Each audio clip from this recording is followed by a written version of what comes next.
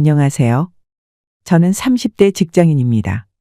저에게도 이렇게나 황당한 일이 있을 줄이야 꿈에도 상상 못했었는데요.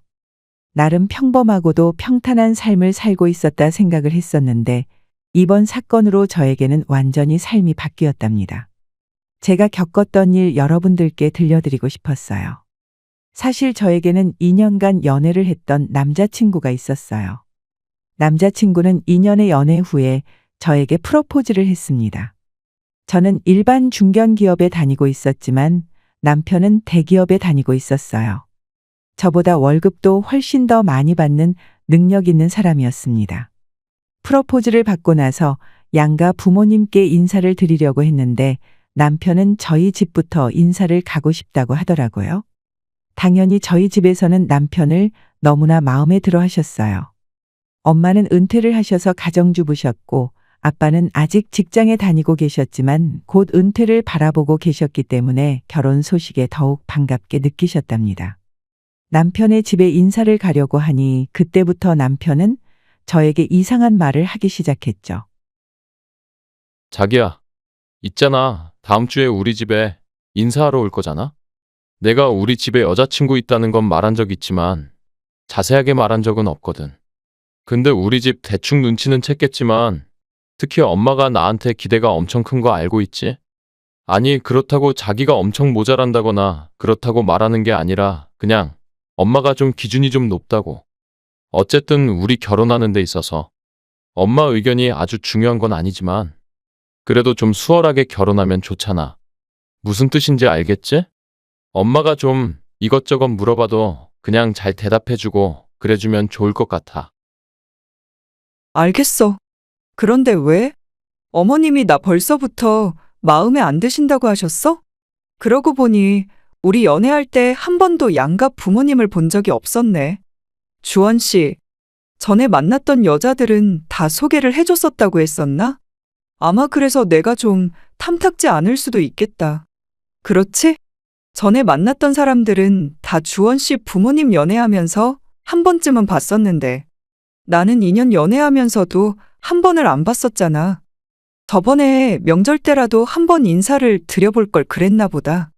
안 그래도 주원 씨가 자기 부모님 조금 고지식한 면이 있다고 하시길래 나도 준비 잘하고 있어. 선물도 엄청 신경 쓰고 있으니까 너무 걱정하지 마. 나는 걱정 안 해. 소미 씨가 알아서 척척 잘할 거라고 생각은 하지만 엄마가 좀 유난이야. 그래서 그래. 엄마가 하는 얘기는 크게 신경 안 써도 돼. 어차피 우리 둘만 잘 살면 되는 거잖아. 내가 결혼을 해도 소미 씨랑 하지 누구랑 하겠어? 자기랑 결혼하고 싶다고 하니까 엄마가 이것저것 좀 물어보시긴 했는데 말해준 걸로는 아직 성에 안 차시는 것 같더라고. 이건 내 생각이 아니라 엄마가 좀 기준이 높은 것 같아. 어디서 들었는지 능력 좋은 사람들 만날 수 있다고 생각을 하시는 모양이야. 자기가 능력이 없다는 거 아니라는 거 알지? 그래, 알겠어. 주원 씨가 이렇게 나한테 말하는 거 처음인 것 같네. 어머님께서 많이 궁금해 하셨나 봐.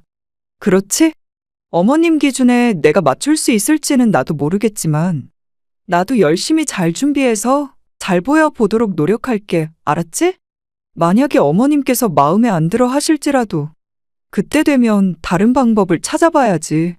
그 전에 내가 열심히 잘 준비하고 잘 보이려고 노력할 테니까 너무 걱정하지 마.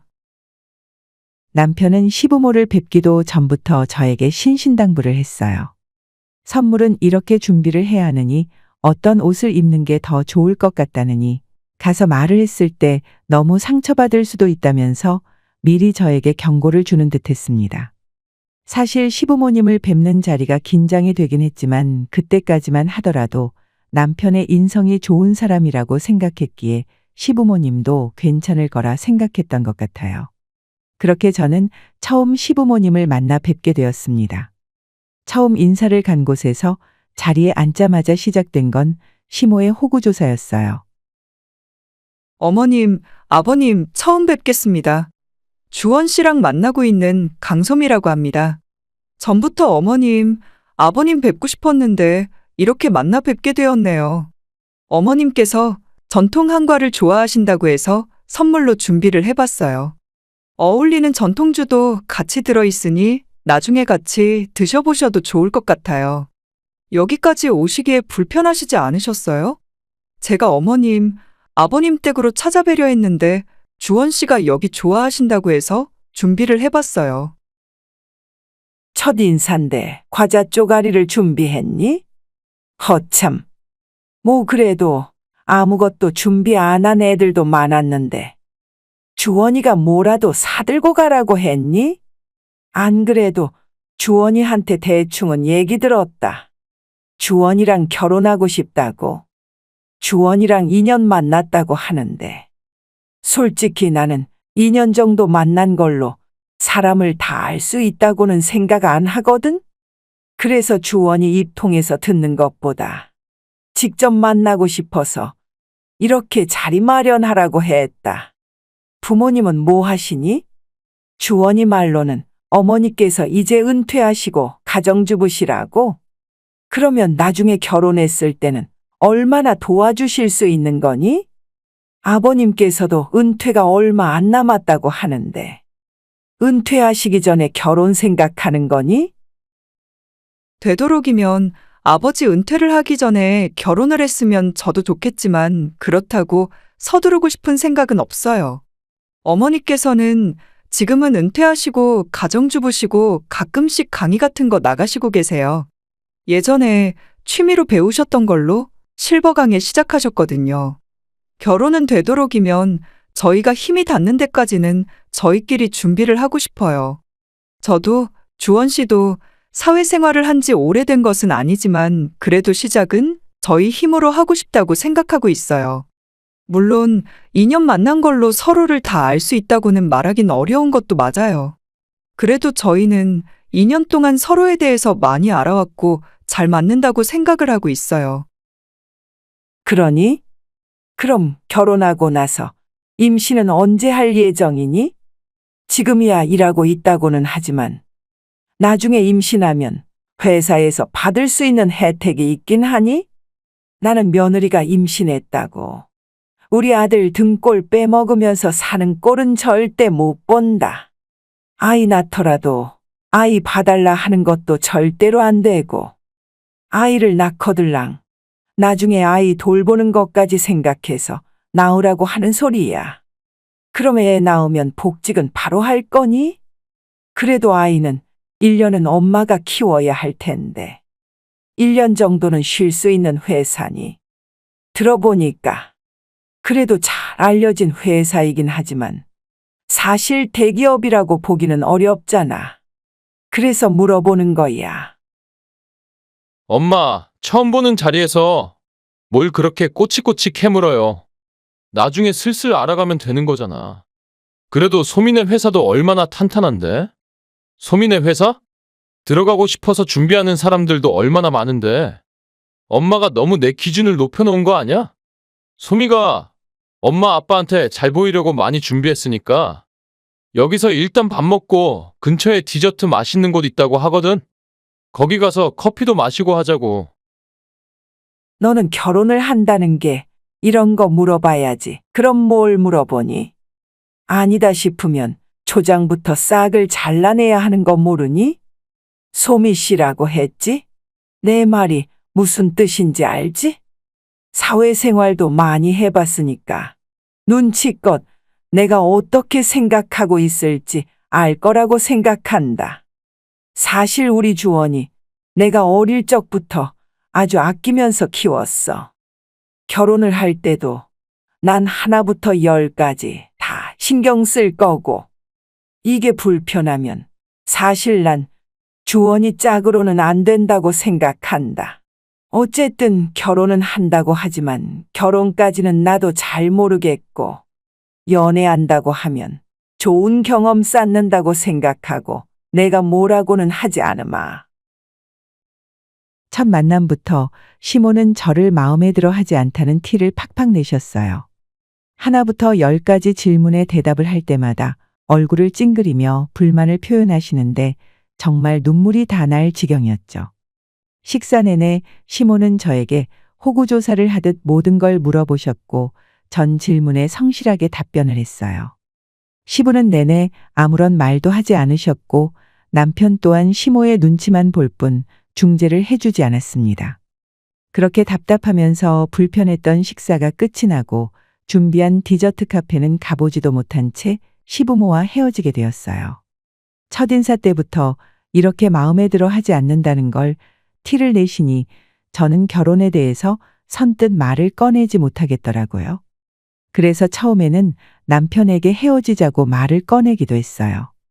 그렇지만 남편은 절대로 헤어질 수 없다며 저를 붙잡았어요.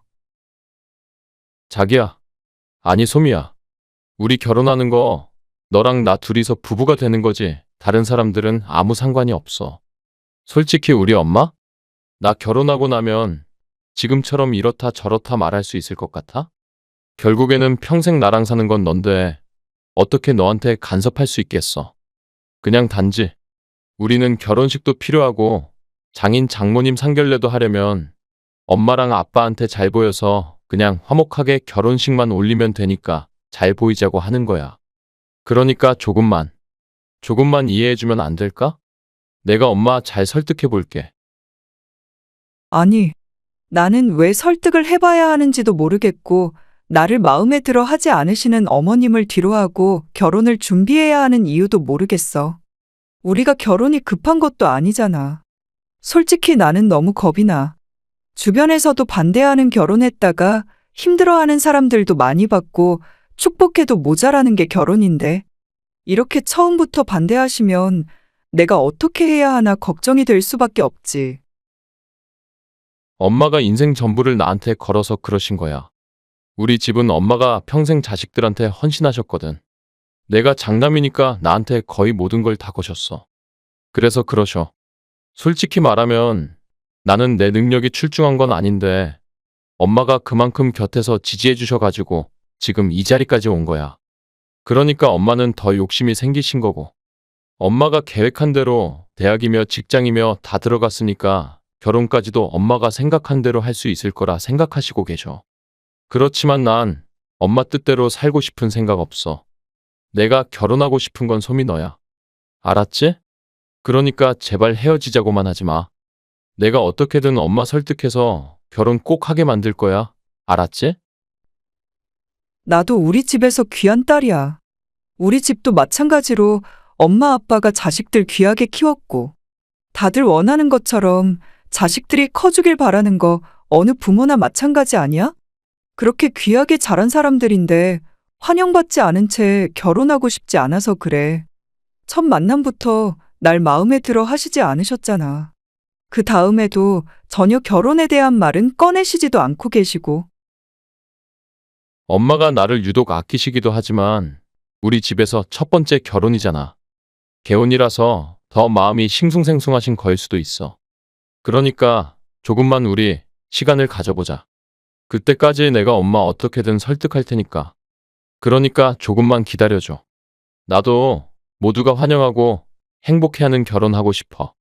나도 마찬가지로 그런 마음이야. 내가 어떻게든 지금 상황 해결해 볼게.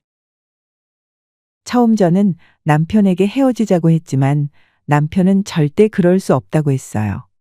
가정주부셨던 어머님께서는 평생을 자식들에게 헌신하셨고 마치 자식들의 인생을 계획하듯이 하나하나 다 간섭을 하셨다고 하더라고요.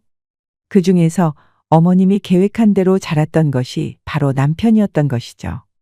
그러다 보니 더 욕심이 생기셨고 결혼 또한 자신이 정해준 짝과 결혼을 할 것이라 생각했었는데 그동안 2년이나 만났던 여자친구가 있었던 것도 몰랐을 뿐더러 거기다가 마음에도 들지 않으니 반대를 하셨던 것이었어요. 남편은 어떻게든 시모를 설득하겠다고 했어요. 어려울 것만 같았던 결혼은 생각보다 빠르게 진행이 되었답니다. 절 마음에 들어 하시지 않으셨던 시모께서도 웬일인지 한 번의 상견례에 참석을 하시겠다며 말을 하셨어요. 그렇지만 상견례 자리에서 시모는 역시나 판을 엎기 위해서 나오셨구나 생각이 들 정도로 무례하게 저희 부모님을 대하셨죠. 사돈께서 얼마나 양서방을 귀하게 키웠는지 딱 보자마자 알겠더라고요. 집에 처음 인사 오던 날 멀끔하게 차려입고 인사를 왔는데 얼마나 마음에 쏙 들던지요. 사돈께서도 장가 보내시기 아쉬우시겠다 싶었네요. 우리 애가 부족한 점도 있겠지만 그래도 결혼하고 차근차근 배워나갈 수 있으니 너무 염려하지 마시고 부족한 게 있으시다면 잘 알려주세요. 사실 아들이 좋다고 하니까 결혼을 하는 걸 어쩔 수 없이 허락을 한 거지. 솔직히 우리 아들 정도면 더 좋은 배필 만날 수 있다는 거 아실 텐데요. 처음 보셨을 때부터 마음에 드실 정도였다고 하니 주변에서도 어찌나 우리 아들을 사위 삼으려고 하는 분들이 많았는지. 솔직히 아들이 만나는 사람 없다고 했다면 지금부터 줄줄이 선봤을 거예요. 요즘은 신부 수업도 받고서 결혼하는 애들도 있다고 하는데 소미는 많이 받아야 할 것 같네요. 들어보니 일하느라고 집안 살림 제대로 할 줄 모르는 것 같던데 시집 보내시기 전에 한번 제대로 알려주셔야 집안 망신시키지 않는 길이지요. 그래도 사돈, 저희 솜이 열심히 일하고 사는데 집안일은 두 사람이 나눠서 해야 되죠. 요즘 애들은 그렇게 바깥일 집안일 나눠서 하는 게 아니라 같이 하면서 살더라고요. 저희 살던 때랑은 시대가 다르니까요. 저도 평생을 일하면서 살긴 했지만 솔직히 제 주변만 하더라도 집안 살림만 하던 지인들도 많고 집안일은 여자 일이라고 생각하는 사람들도 많잖아요. 그래도 요즘은 그렇게 생각 안 하는 사람들이 더 많아졌죠. 소미 어머니께서 그렇게 생각을 하시니 제가 딱히 드릴 말은 없습니다만 저희 아들은 평생을 귀하게 자라서요. 집안일 한번 해본 적도 없고 손에 물 한번 묻히지 않고 키웠습니다. 머리가 워낙 똑똑해서 공부에 전념하라고 했고 그 덕에 대기업도 다니면서 승진도 잘하고 있죠. 이 정도면 사실 곁에서 살림만 해주겠다는 능력 좋은 집안에서도 선자리가 많이 들어오거든요. 엄마, 무슨 소리 하는 거야? 장모님 아닙니다. 저 선자리 안 들어오고요. 저도 집안일 다 할 줄 알아요. 청소며 빨래는 기본이고 제가 음식까지 잘한다고요. 저번에 제가 소미 씨한테 해준 떡볶이 먹고 얼마나 좋아했는데요.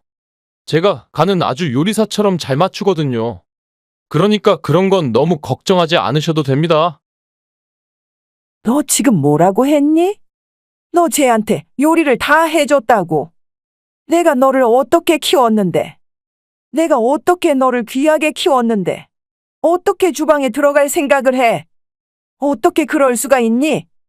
나는 내가 집안 살림하면서 결혼하는 꼴 절대로 못 본다.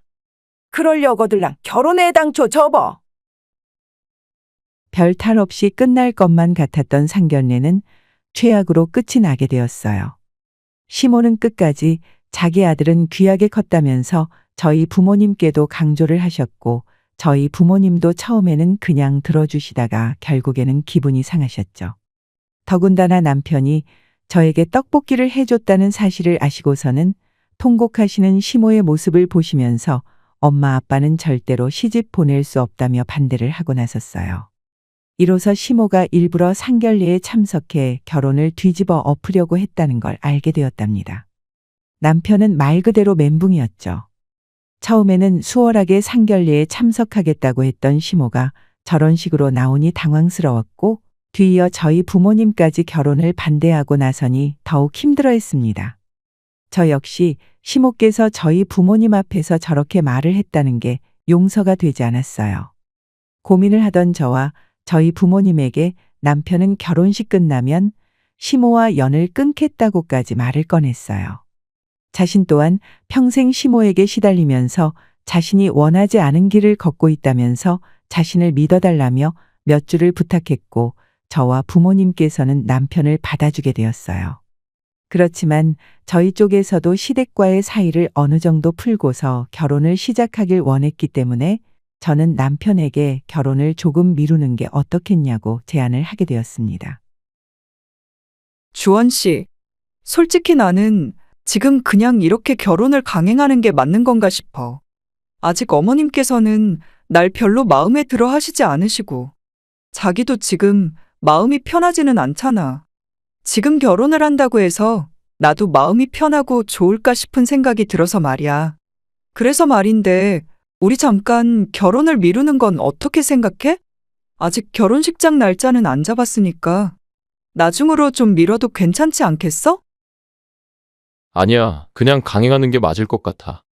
엄마가 지금도 반대하는데 나중에는 좋아할 거란 확신이 어디 있어? 아직 소미 씨에 대해서 엄마가 잘 몰라서 그러는 거야. 주변에서도 그냥 다 자기 자식이 잘났다, 좋은 사람만 만났다는 소리만 들으니까 엄마가 헛생각을 하셔서 그래. 우리가 결혼하고 잘 사는 모습 보여드리면 엄마도 분명 마음을 바꾸실 거야. 만약에 우리가 결혼을 미루면 엄마는 역시나 자기 생각이 맞았다고 생각하실걸? 그럴까? 그래도 나는 행복하게 축복받으면서 결혼을 하고 싶은 생각이 크거든. 우리 집에서도 걱정이 많으시고, 아무래도 결혼하고 나면 시댁도 챙겨야 하니까. 어머님께서 제일 아끼고 사랑했던 사람이 바로 주원 씨잖아. 우리가 끝까지 노력을 해보는 건 어떨까 싶어서. 그래서 조금 시간을 두면 좋을 것 같다 생각이 들었어. 나도 그런 생각 안 해본 건 아니지만 사실 그렇게 되면 엄마는 더 끝까지 반대하실 거야. 우리가 서로한테 확신이 있는 상황에서 밀어붙여야 엄마가 포기를 하실 것 같아. 그렇지 않으면 엄마는 서로한테 확신도 없는데 자기 반대하는 거 알면서도 그랬다고 더 괘씸하다 생각하실 분이셔. 그러니까 우리 엄마 생각은 하지 말고 서로만 생각하자. 엄마가 다른 게 아니라 그냥 배경. 그냥 엄마 기준만 생각하고 반대하시는 거잖아. 그걸 바꾸려면 우리가 잘 사는 수밖에 없어. 알았지? 남편에게 결혼을 미루자고 제안을 했지만 남편은 오히려 그렇게 미루게 되면 시모가 자신의 뜻대로 되는 것이라 생각할 테고 고집을 꺾을 수 없을 거라고 말을 했어요. 결국 결혼은 강행하기로 했고 그렇게 예식장을 잡고 결혼 날짜를 정하게 되었습니다. 막상 결혼 날짜가 정해지고 나서부터는 시모는 남편에게 결혼을 반대한다는 티를 내지 않으시는 것 같더라고요. 정말로 남편의 말이 사실이었겠다 싶은 생각이 들었습니다. 그렇게 결혼이 2달이 채 안 남았을 무렵 남편의 태도가 전보다 조금 이상해지기 시작했어요. 전화를 해도 잘 받지 않고 평일에는 내내 야근의 주말까지 시간을 내지 못해 못 만나는 날이 많아졌죠. 어차피 결혼 준비는 거의 마무리가 됐던 상황이라 따로 꼭 만나야 할 일은 없었지만 몇 주를 얼굴도 못 보고 통화를 해도 10분도 길게 하지 못하게 되니 서운한 마음도 들었어요. 주원 씨 오늘도 바빠? 요즘 매일 야근하네? 안 그래도 이번 주에 주원 씨랑 신혼집 들어갈 물건들 고르려고 했는데 나한테 알아서 골라도 된다고는 했지만 그래도 같이 살 집이면 같이 고르는 게 낫지 않아? 주말에 시간 괜찮아? 일이 바빠도 하루만 좀 시간 내줄 수 있어? 이제 2달 뒤면 결혼식이고 입주도 해야 하는데 통 관심이 없는 것 같아. 소미 씨. 소미 씨는 잘 모르겠지만 나 결혼식 하기 전에 밀린 일들 다 마무리해야 돼. 여기는 결혼한다고 자기 일 다른 사람한테 떠맡기거나 나중에 할 수 있는 게 아니니까. 내가 이렇게 노력하는 게 다 결혼식 때문인데 그렇게 칭얼거리면 나보고 어떻게 하라는 거야. 내가 신혼집에 들어가는 물건은 소미 씨가 알아서 선택하라고 했잖아. 어차피 나랑 같이 봐도 서로 의견 안 맞으면 다툴 테고 그러면 머리 아프니까 그냥 소미 씨가 알아서 다 선택해. 알았지? 아니, 아무리 그래도 가구랑 가전이랑 정말 하나도 같이 안 보고 나보고만 선택하라고? 우리 입주도 이제 1달도 안 남았는데 그래도 같이 좀 고르는 게 낫지 않아? 아무리 바쁘다고 해도 이 정도는 시간 할애할 수 있는 거 아니냐고. 주원 씨 요즘 이상하네. 요새 전화도 잘 안 되고 만나는 날도 없고 무슨 일 있는 건 아니지? 무슨 일이 있다고 그래? 결혼 준비 때문에 전부터 시간 다 끌어다가 써서 바쁜 거잖아. 소미 씨야, 하는 일이 많지 않아서 그럴 수 있지만 나는 하루 종일 일하느라고 바쁘다고. 나중에 신혼여행 갔다 와서 밀린 일 해야 할 생각하면 지금부터 머리가 아픈데 소미 씨까지 왜 이러는 거야? 어차피 우리 결혼하면 매일 볼 거잖아. 그때까지만 좀 칭얼대지 말고 나 좀 이해해주면 안 될까? 내가 한가한데 시간을 안 내는 것도 아니잖아. 남편은 정말 하루도 쉬는 날 없이 바쁘게 지냈어요. 결혼을 코앞에 두고 일을 잔뜩 하고 있는 남편이 안쓰럽기도 했지만 너무하단 생각도 들었죠. 결국 신혼집에 들어가는 가구며 가전은 남편이 좀 한가해질 때쯤 고르기로 하고 뒤로 미뤄두었습니다. 그렇게 시간은 흘러 결혼식이 한 달밖에 남지 않았을 때 저희는 신혼집에 입주를 할 예정이었죠. 그렇지만 그때까지도 가구며 가전이며 하나도 고르지 못해 결국 아무것도 없는 텅텅 빈 집에 저 혼자 입주를 하게 되었습니다. 아무것도 없어도 남편이 집에 오면 그 다음 날부터 하나씩 선택할 수 있을 거라 생각했는데 남편은 너무 바쁘고 정신없는데 아무것도 갖추어진 집에 들어가 지낼 수 없다면 결혼식 이후에 입주를 하겠다고 미루더라고요. 이때부터 전 남편이 행동이 무척이나 수상하다 느꼈었던 것 같아요. 예식을 3주 앞두고 어느 날 사건은 터지고 말았습니다. 예비 남편은 갑자기 저에게 연락을 해와 충격적인 말을 꺼내더라고요. 소미 씨, 사실은 말이야. 우리가 결혼하는 게 맞는 건가 싶어서 예전부터 나도 고민을 했던 거긴 한데 이제 와서 이런 얘기하는 게 좀 웃기긴 하지만 더 시간 지나면 안 될 것 같아서 나 다른 여자랑 오늘 상견례해. 그거 말하려고 전화했어. 나 너랑은 결혼 안 할 거야. 생각해보니 엄마 말이 틀린 거 하나 없더라고. 너랑 사는 레벨부터가 다르잖아. 겨우 회사 직원으로 언제 잘릴지 모르는 애랑 결혼하는 것보다 좀 더 안정적인 직업 갖고 있는 사람이랑 결혼하고 싶어. 주원 씨, 그게 무슨 말이야? 지금 다른 사람이랑 오늘 상견례를 한다고? 언제부터 만나고 있었던 건데? 언제부터 만났길래 오늘 상견례를 한다고 하는 거야? 주원 씨, 진짜 제정신이야? 저번에 이상하다 생각했을 때부터 만났던 거야? 안 그래도 물어보고 싶었던 게 있었어. 그래서 신혼집에도 짐 하나 안 보내고 들어올 생각도 안 했던 거야? 그냥 우리 깔끔하게 끝내자. 어차피 청첩장도 지금은 가까운 지인한테만 보낸 상황이고 솔직히 지금은 파혼해도 별 탈 없잖아. 그냥 깔끔하게 끝내고 서로 각자 길 가자. 엄마가 나 정도면 부인 덕 충분히 보고 산대. 이번에 만난 여자 교사라서 안정적이고 엄마도 좋아하셔. 생각해보니까 나도 축복받으면서 결혼하고 싶더라고. 엄마가 반대하는 결혼은 안 하는 게 맞는 것 같아. 이게 뭔 헛소리야. 내가 미루자고 할 때는 듣는 척도 안 하더니만 무슨 바람이 불어서 갑자기 엄마가 반대하는 결혼은 안 한다고 하는 건데? 그 여자는 네 실체 알고서도 결혼한다냐? 너희 집 그 시꺼먼 속내 알고서도 결혼하는 거냐고. 그러지 말고 오늘 상견례라고 했지. 그래, 결혼하지 말자. 대신 나 부탁이 있어. 그 여자한테 내 이름 한번 거론해 볼래?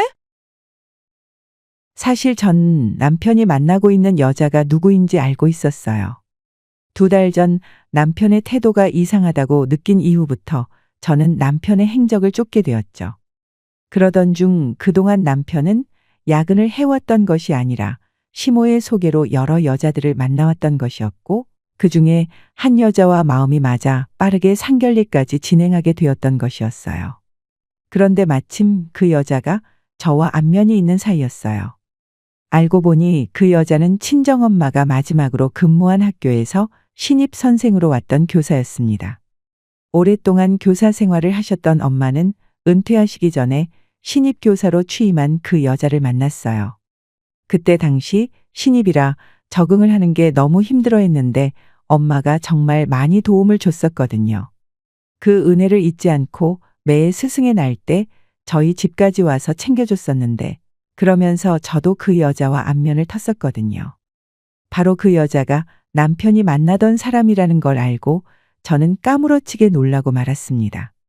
마침 상견례를 한다면서 연락이 온 남편에게 전 마지막으로 제 이름을 한번 물어보라고 말을 했어요.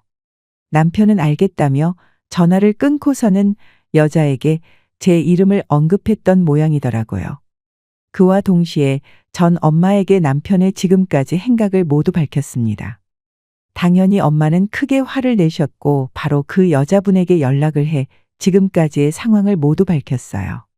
알고 보니 시모는 그 동네에서 동네 부녀회장을 할 정도로 인맥이 넓었다고 하더라고요. 그러던 중 동네 지인분의 친척이었던 여자분을 소개해달라고 했던 것이었고 그렇게 두 사람이 만나게 된 거였어요. 당연히 이 사실이 밝혀지게 되면서 남편은 물론이거니와 시모까지 난리가 났습니다. 그렇게 저를 대놓고 무시하던 시모가 어디로 갔는지 저에게 연락을 해와 제발 한 번만 해명을 해달라며 부탁을 하더라고요. 내가 정말 미안하다. 나는 단지 우리 아들이 고생하지 않고 편하게 결혼했으면 좋겠다고 생각해서 내 욕심 때문에 벌어진 일이니 제발 우리 아들한테는 피해가지 않게 해주면 안 되겠니? 그리고 어머님 아는 사람이라고 하던데 맞니? 안 그래도 지금 동네에서 난리가 났어. 결혼할 사람 있었는데 소개해달라고 했다고 동네방네 소문이 쫙 나서 내가 밖에 나가지를 못하고 있어. 제발 어머니께 부탁드려서 오해라고 해명만 좀 해달라 해주면 안 되겠니? 제발 부탁이다. 제가 왜요? 아주머니 웃기시네요? 저랑 결혼하면 아줌마 아들 고생한대요? 아니, 그럴 거였으면 애초에 결혼을 끝까지 반대하시지. 아들한테는 그래도 좋은 엄마이고 싶으셨나 봐요? 결혼식 날짜는 다 잡아놓고 옆에서 여자들 소개해주니까 행복하셨어요? 그렇게 잘 되면 결혼 날짜 잡은 애는 버리고 딴 여자랑 결혼하면 된다고 말하셨어요? 이거 다 인과응보예요. 어디서 부탁을 하세요? 다 내 잘못이다. 우리 아들은 잘못한 거 하나도 없어. 그냥 엄마 마지막 부탁이라고 해서 몇 번 나간 것 뿐이지 정말로 너랑 결혼 안 할 생각은 없었다. 이번에 만난 여자가 워낙 잘나고 좋은 사람이라서 아들도 좀 흔들렸던 것 뿐이지 결국에는 너한테 돌아갔을 거야. 정말 미안하다. 이렇게 된 거 우리 다시 만날 일은 없잖니. 그렇지만 우리도 살아야 하는데 한 번만 어머님께 부탁해서 해명 좀 해달라고 해주면 안 되겠니? 역시나 뻔뻔하시네요. 그 피가 어디 가겠어요? 당신 아들도 똑같이 당신 아들일 뿐이지. 그래도 그 뻔뻔한 사람이랑 결혼까지 안 가서 다행이지만 그래도 잘못한 값은 하셔야죠. 지금 아줌마가 겪고 있는 건 아줌마가 알아서 해결하시고 아들도 앞으로 청구될 거 만만치 않으니까 미리 잘 준비하고 있으라고 하세요. 그리고 뻔뻔하신 건 충분히 알겠지만 그딴 무례한 부탁도 하지 마세요. 지역 유지의 친척을 속이고 결혼까지 하려고 했으니 당연히 동네는 난리가 났고 시모는 동네 밖으로 나가지 못할 정도로 손가락질을 당하고 있었어요. 저는 여기에 남편에게 파혼의 사유가 있다고 소송을 걸었고 민사로 그동안 결혼을 준비하면서 소요된 비용에 대해서 모두 청구를 했습니다. 당연히 지금까지 쓴 돈은 배상을 받을 수 있었어요. 혼인 빙자 사기죄로 남편을 고소하였고 이에 대한 처분도 받게 되었습니다. 남편은 회사에서 결국 잘리게 되었다고 하더라고요. 그렇게 시모가 자랑을 했던 대기업에서 나오게 되었고 동네에서도 더 이상은 살 수 없을 정도로 소문이 나게 되자 남편네 집안은 시골로 이사를 가게 되었다고 했어요. 나중에 상견례까지 갔던 여자분께서도 연락이 와서 급하게 상견례를 잡았던 게 이상하다고 생각했다면서 말씀을 해주시더라고요. 아마 빨리 저와 헤어져야 하니 그랬던 것 같아요. 전 그렇게 예비 남편과 헤어지게 되었습니다. 말도 안 되는 이유로 저를 반대했던 시모는 결국 돈도 잃고 명예도 잃고 집도 잃고 아들 자식 직장도 잃은 채 시골로 향하였고 예비 남편은 지금까지도 저에게 미안하다며 연락이 오곤 한답니다. 엄마, 아빠는 제가 혹시라도 마음이 힘들까봐 옆에서 저를 항상 응원해 주시고 계세요. 저도 처음에는 저에게 이런 일이 있었다는 게 너무 황당하고 힘들었지만 지금은 다 극복해서 잘 지내고 있답니다. 참 기가 막힌 일이었지만 저에게는 그래도 제 마음을 단단하게 해주는 일이 되었어요. 제 긴 사연을 들어주신 분들 모두 감사드립니다. 여러분들은 항상 진실된 사람들만 곁에 있으시길 기원할게요. 안녕하세요. 저는 결혼 10년 차에 다시 자유를 찾게 된 40대 직장인입니다. 나름 결혼 생활을 잘 해내고 있다고 생각을 했었는데 정작 결혼 생활의 실체를 알고 나니 참 허무하기도 합니다. 남편과는 첫 직장 회사 동기였습니다. 어릴 적 엄마가 돌아가시고 나서 저는 아빠가 혼자 양육을 하셨어요. 친인척도 별로 없었기 때문에 아빠는 도움을 받고 저를 키우기도 어려웠고 남자인 아빠가 여자인 저를 케어하는 것이 쉬운 일이 아니었지만 그래도 아빠는 제가 엄마가 안 계시다는 티가 나지 않을 정도로 곱고 소중하게 키워주셨습니다. 처음 남편이 저를 봤을 때에도 엄마 아빠의 사랑을 듬뿍 받은 외동딸이라고 생각했다고 해요. 주변에도 말을 하지 않았으면 아빠 혼자 키우는 아이라고 생각하지 않을 정도였죠. 남편은 저와 반대로 시부모님과 누나들의 사랑을 독차지한 외아들이었습니다.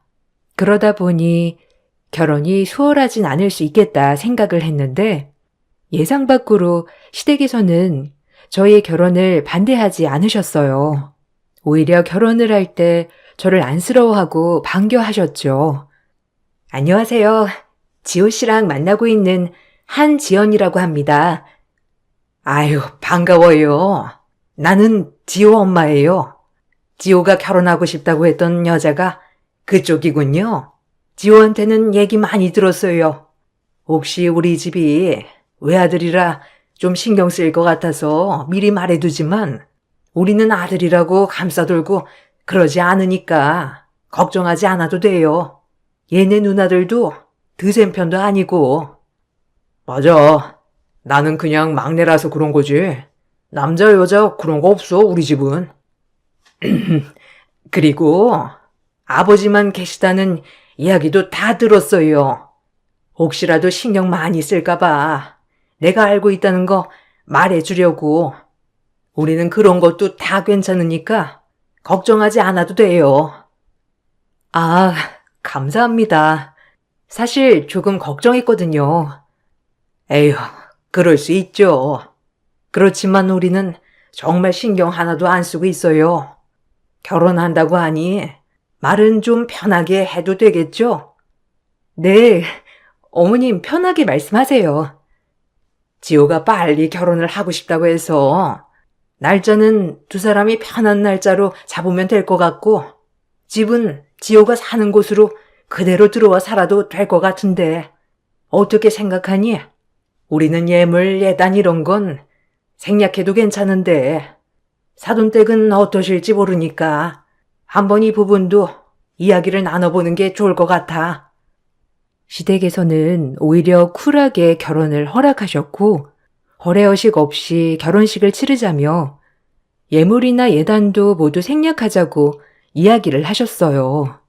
남편의 누나들이 시집을 간 상황이 아니었기 때문에 사실상 개혼이라 원하시는 부분이 있을 수 있겠다 생각을 했는데 전혀 그런 것도 없이 편하게 해주셔서 시집 잘 가는구나 생각이 들기도 했습니다. 그렇지만 제가 생각했던 것과는 다른 부분들이 많았어요. 결혼이 끝나고 첫 명절날 시모는 가족들이 다 있는 자리에서 당황스러운 이야기를 꺼내기도 했어요. 엄마는 이제 좋겠네. 외동딸 그 많은 재산 물려받는다며. 그러면 다 지호 거 아니야? 그럼 엄마도 호강할 테고. 예, 무슨 내가 호강하니? 지호가 편하게 사는 거지 뭐. 네? 무슨 얘기를 하시는 건지. 아, 아무것도 아니야. 올케 아버지 사업 크게 하시더라. 결혼식에 오신 분들이 다 놀라더라고. 어떻게 저 사장님 자녀분이랑 결혼을 하게 되었냐면서 다 이야기를 하길래 그냥 좀 알게 되었어. 아, 아니에요. 그냥 작게 사업하시는 건데. 에이, 그게 어떻게 작게 사업하는 거야? 거기 그 동네 사람들은 지역 유지라고 다 아시던데? 우리 지호 벅 터졌네, 정말. 에이, 누나는 무슨? 아직 내가 받은 것도 아닌데. 그래도 하나뿐인 딸한테 재산은 오겠지? 그때 당시 나눈 이야기를 듣고 나서 저는 어떻게 반응을 해야 할지 정말 난감했어요. 남편에게도 말하지 않았던 친정 재산에 대한 이야기를 이미 시댁 식구들이 어느 정도 알고 있다는 것을 듣게 되니 정말 당황스러웠답니다. 명절이 끝나고 집으로 돌아가는 길에 남편에게 당황스러움을 표현하니 대수롭지 않다는 듯이 얘기를 하더라고요. 아까 형님이랑 어머님 하시는 얘기 듣고 나 정말 깜짝 놀랐어. 어떻게 아신 거지? 에이, 아까 얘기했잖아.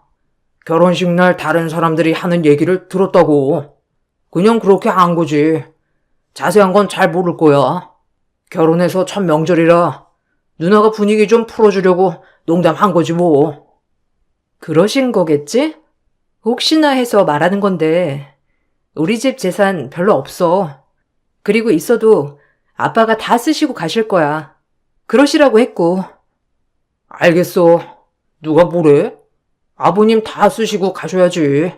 나도 별 생각 없어. 남편은 아무렇지 않은 듯 얘기를 했지만 사실 저는 너무나 신경이 쓰였어요. 그동안 아빠의 재산을 노리고 접근한 사람들도 정말 많았고 그래서 결혼에 신중했었는데 이렇게 결혼을 하자마자 다 알게 되었다는 사실에 너무나 신경이 쓰이더라고요. 그렇지만 결혼식 전까지는 이런 것들을 다 모르고 계신 상태에서 저를 허락해 주신 것이라서 남편 말대로 분위기를 풀어주려고 그랬나 보다 생각을 했었죠. 그런데 그 후에도 친정아빠 재산에 대한 이야기를 종종 언급이 되기도 했어요.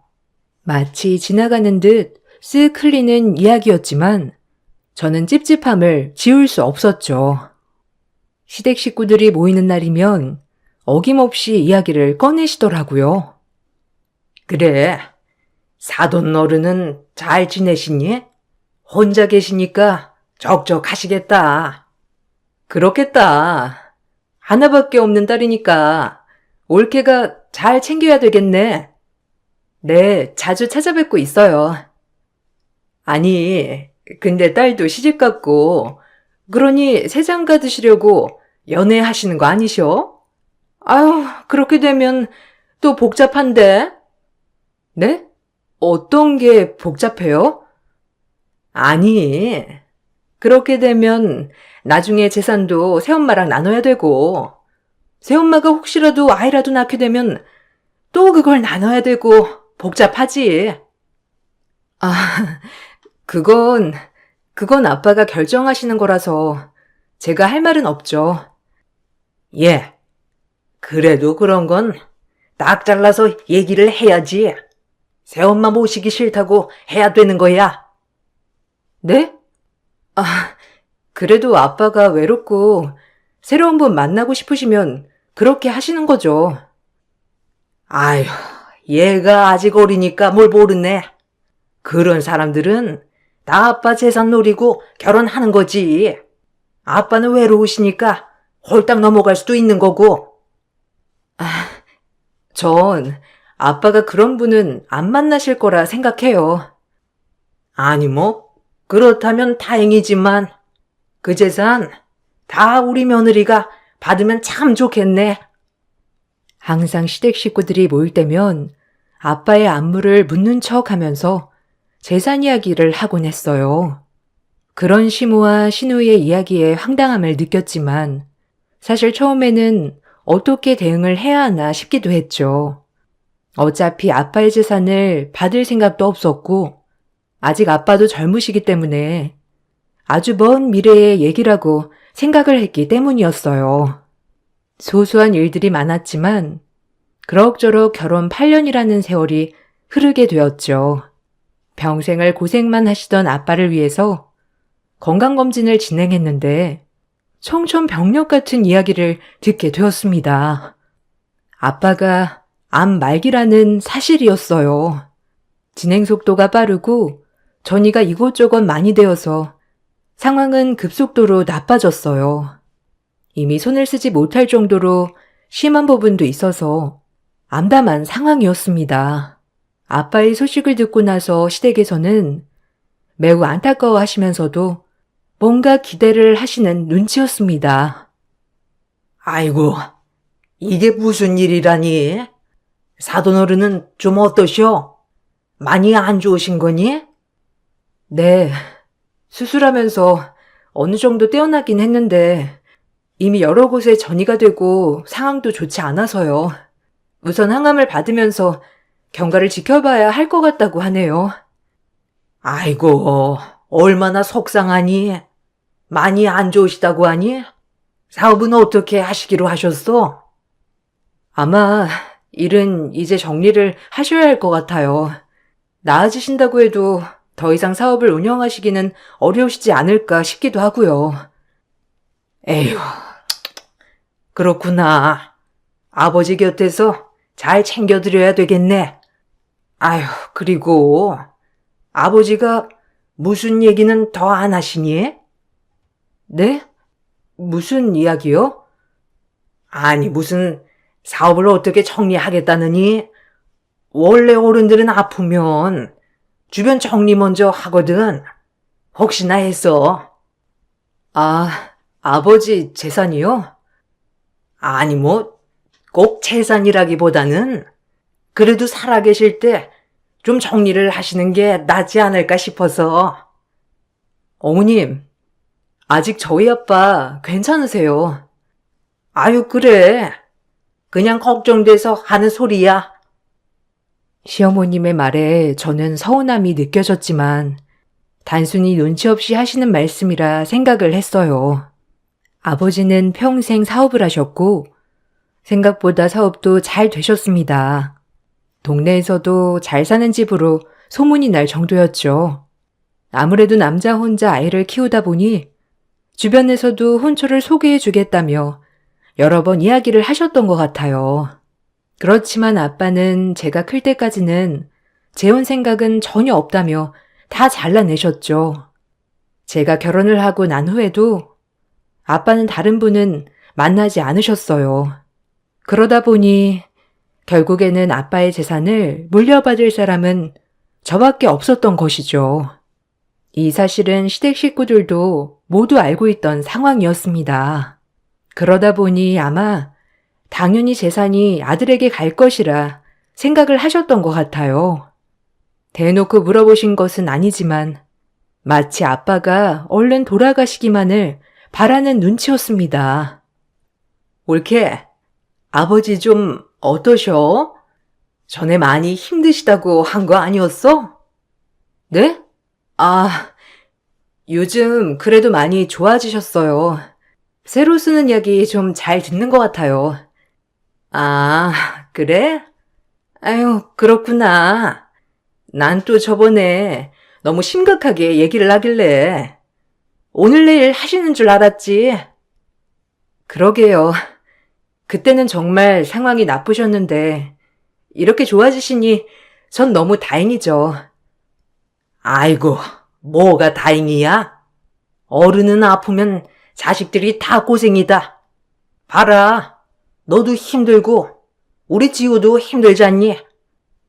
지호 씨는 병간호도 안 하고 있고 그냥 제가 다 하고 있어요. 그러니까 어머님 걱정 안 하셔도 돼요. 병간호 안 해도 힘들지. 걱정하는 게 얼마나 정신적으로 힘든데. 어쨌든 아버님 괜찮아지신다니 다행이구나. 아빠가 치료를 받으시면서 좀 괜찮아졌다고 하면 시댁 식구들은 별로 좋아하지 않으셨어요. 반면에 아빠의 상황이 나빠졌다고 하면 서둘러서 장례 준비를 해야 하는 거 아니냐며 호들갑을 떠시기도 했죠. 그래, 요즘은 아버지 어떠시니? 아, 요즘 상황이 많이 안 좋으셔서요. 어제는 산소호흡기도 끼셔야 되셔가지고. 아이고, 저런. 그래? 아유, 이제 좀 준비를 해야 하는 거 아니니? 장례도 미리 준비해야 당일에 당황스럽지 않지. 네? 아니요, 어머님. 장례는 나중에 준비해도 괜찮아요. 아니다. 원래 이런 건 미리미리 준비를 해야 하는 거야. 그런 거 다 걱정하지 말아라. 내가 그건 다 알아서 해줄 테니. 아, 네, 알겠습니다. 저는 이런 상황에서 하나밖에 없는 가족인 아빠가 좀 더 건강하게 제 곁에 있으셨으면 좋겠다 생각이 들었어요. 그렇지만 아빠의 상황은 점점 더 나빠지게 되었고, 결국 1년여의 투병 끝에 아빠는 돌아가시게 되었습니다. 장례식장에는 수많은 사람들이 왔고, 오시는 분들 대부분은 매우 슬퍼하셨어요. 그렇지만 시댁 식구들은 슬퍼하기는커녕 다른 것에 더 관심이 있는 듯 했어요.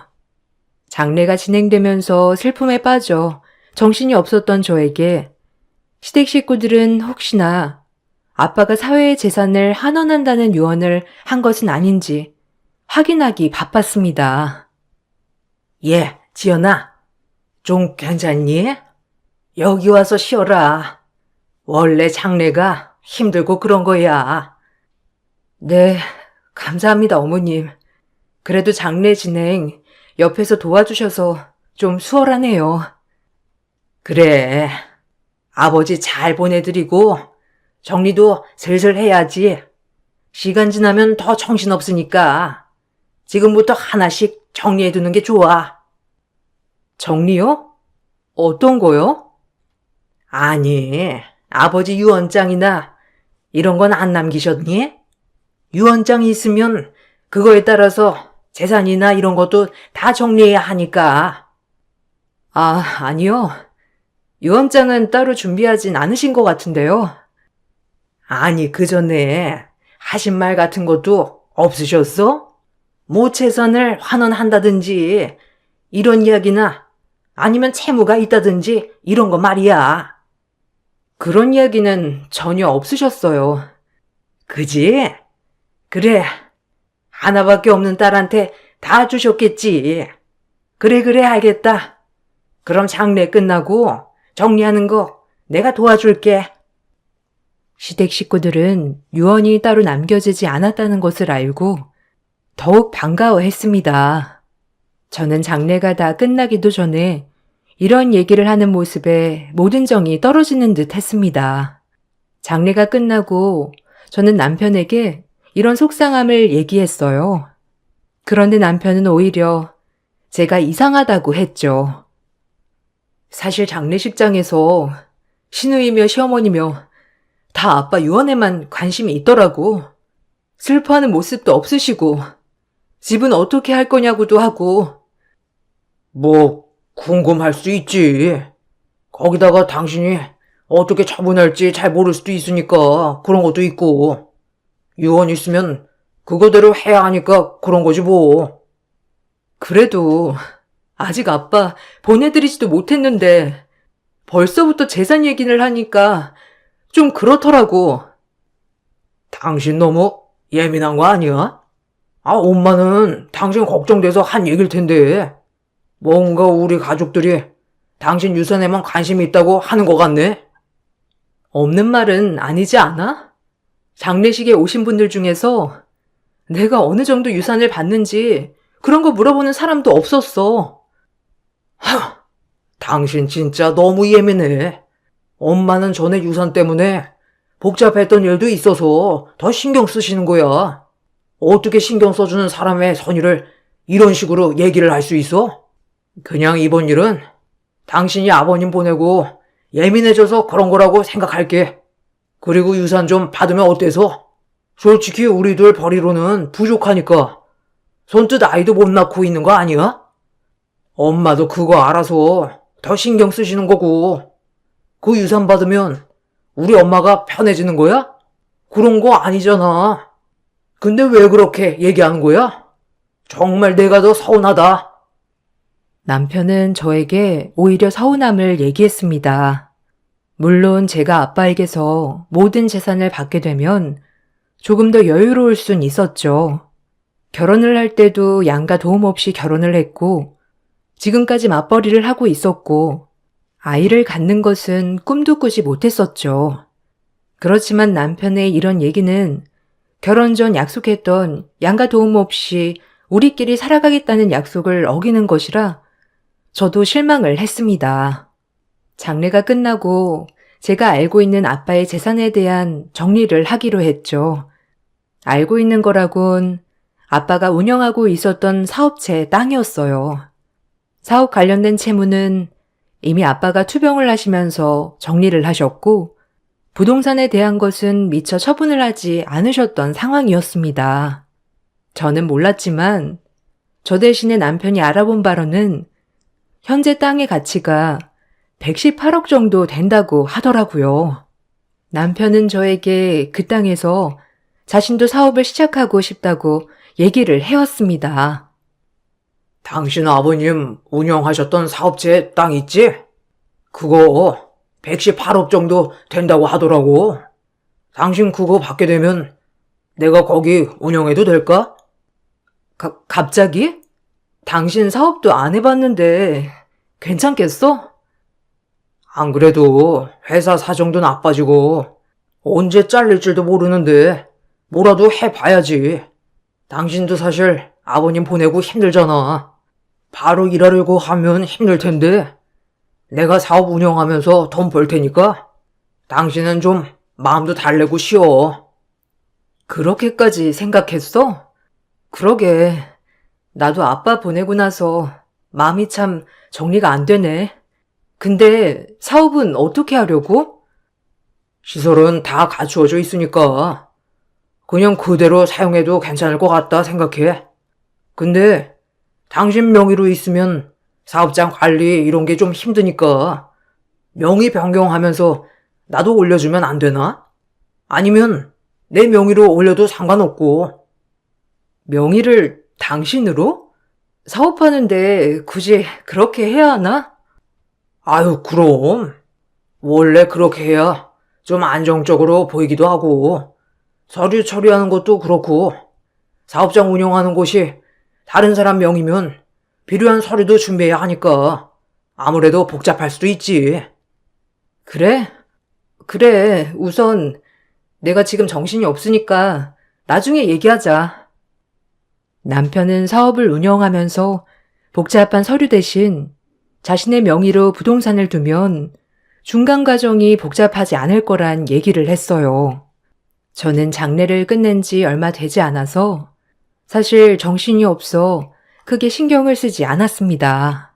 그렇게 얼마간의 시간이 지나고 시댁 식구들과 함께 밥을 먹게 되는 자리에 참석을 하게 되었어요. 근데 그때 시댁의 태도가 확 바뀌어 있다는 게 느껴졌죠. 예, 넌 앉지 말고 가서 반찬 좀 더 덜어와라. 네, 어머님. 더 필요하신 건 없으세요? 그리고 거기 싱크대 안에 있는 것 좀 미리 좀 씻어둬. 먹는 그릇들 다 거기 가면 나중에 씻기 힘들지 않니? 네, 어머님 근데 저도 저녁 좀 먹을게요.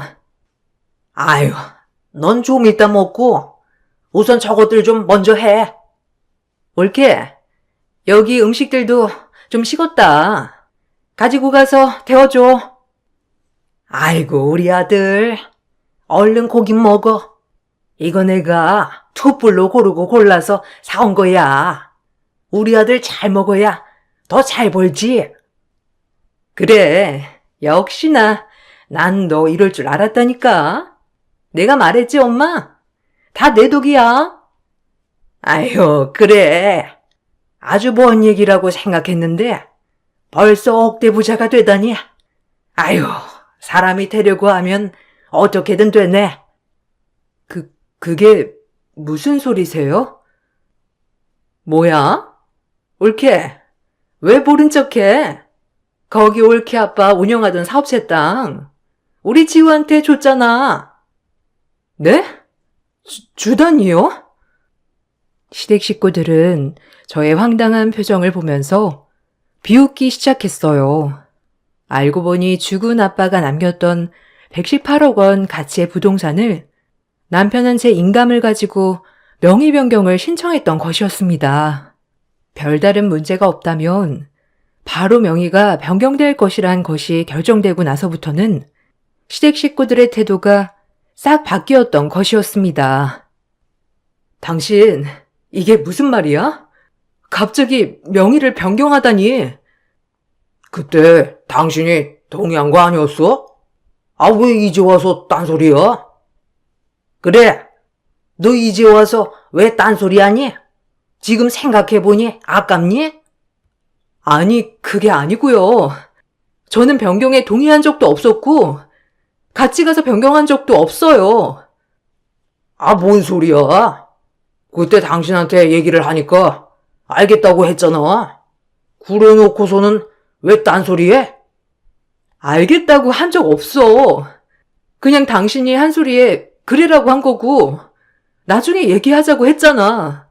거기다가 내 인감은 어떻게 가지고 갔어? 우리가 남도 아니고 인감이 어디 있는지를 모를 수가 있어? 예, 너 지금 뭐 하는 거니? 이제 와서 딴소리 하는 거니? 아니, 그래서 네 남편이 그 땅 가졌다고 지금 화내는 거야? 참 잘났다, 진짜.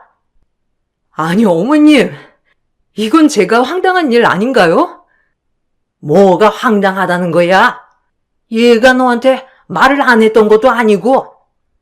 아니요, 제가 동의한 적이 없는 거라서요. 너 진짜 뭐 하는 거야? 당장 나가! 제가 화를 내자 시댁 식구들은 저에게 더 화를 내기 시작했어요. 이제 와서 딴소리를 한다면서 폭설이 내리던 그날 저를 맨발로 내쫓았습니다. 그 후로 남편은 집으로도 들어오지 않았어요. 오히려 저에게 실망했다며 이혼 신청 서류만 보내왔죠. 저는 남편과 다시 대화를 해보려고 했지만 남편은 아무런 반응을 하지 않았습니다. 아빠가 살던 집으로 들어가 살아야 되겠다 생각을 하고 짐을 옮기던 날 누군가가 벨을 눌렀습니다. 밖을 보니 한 남성이 박스 하나를 들고 있더라고요.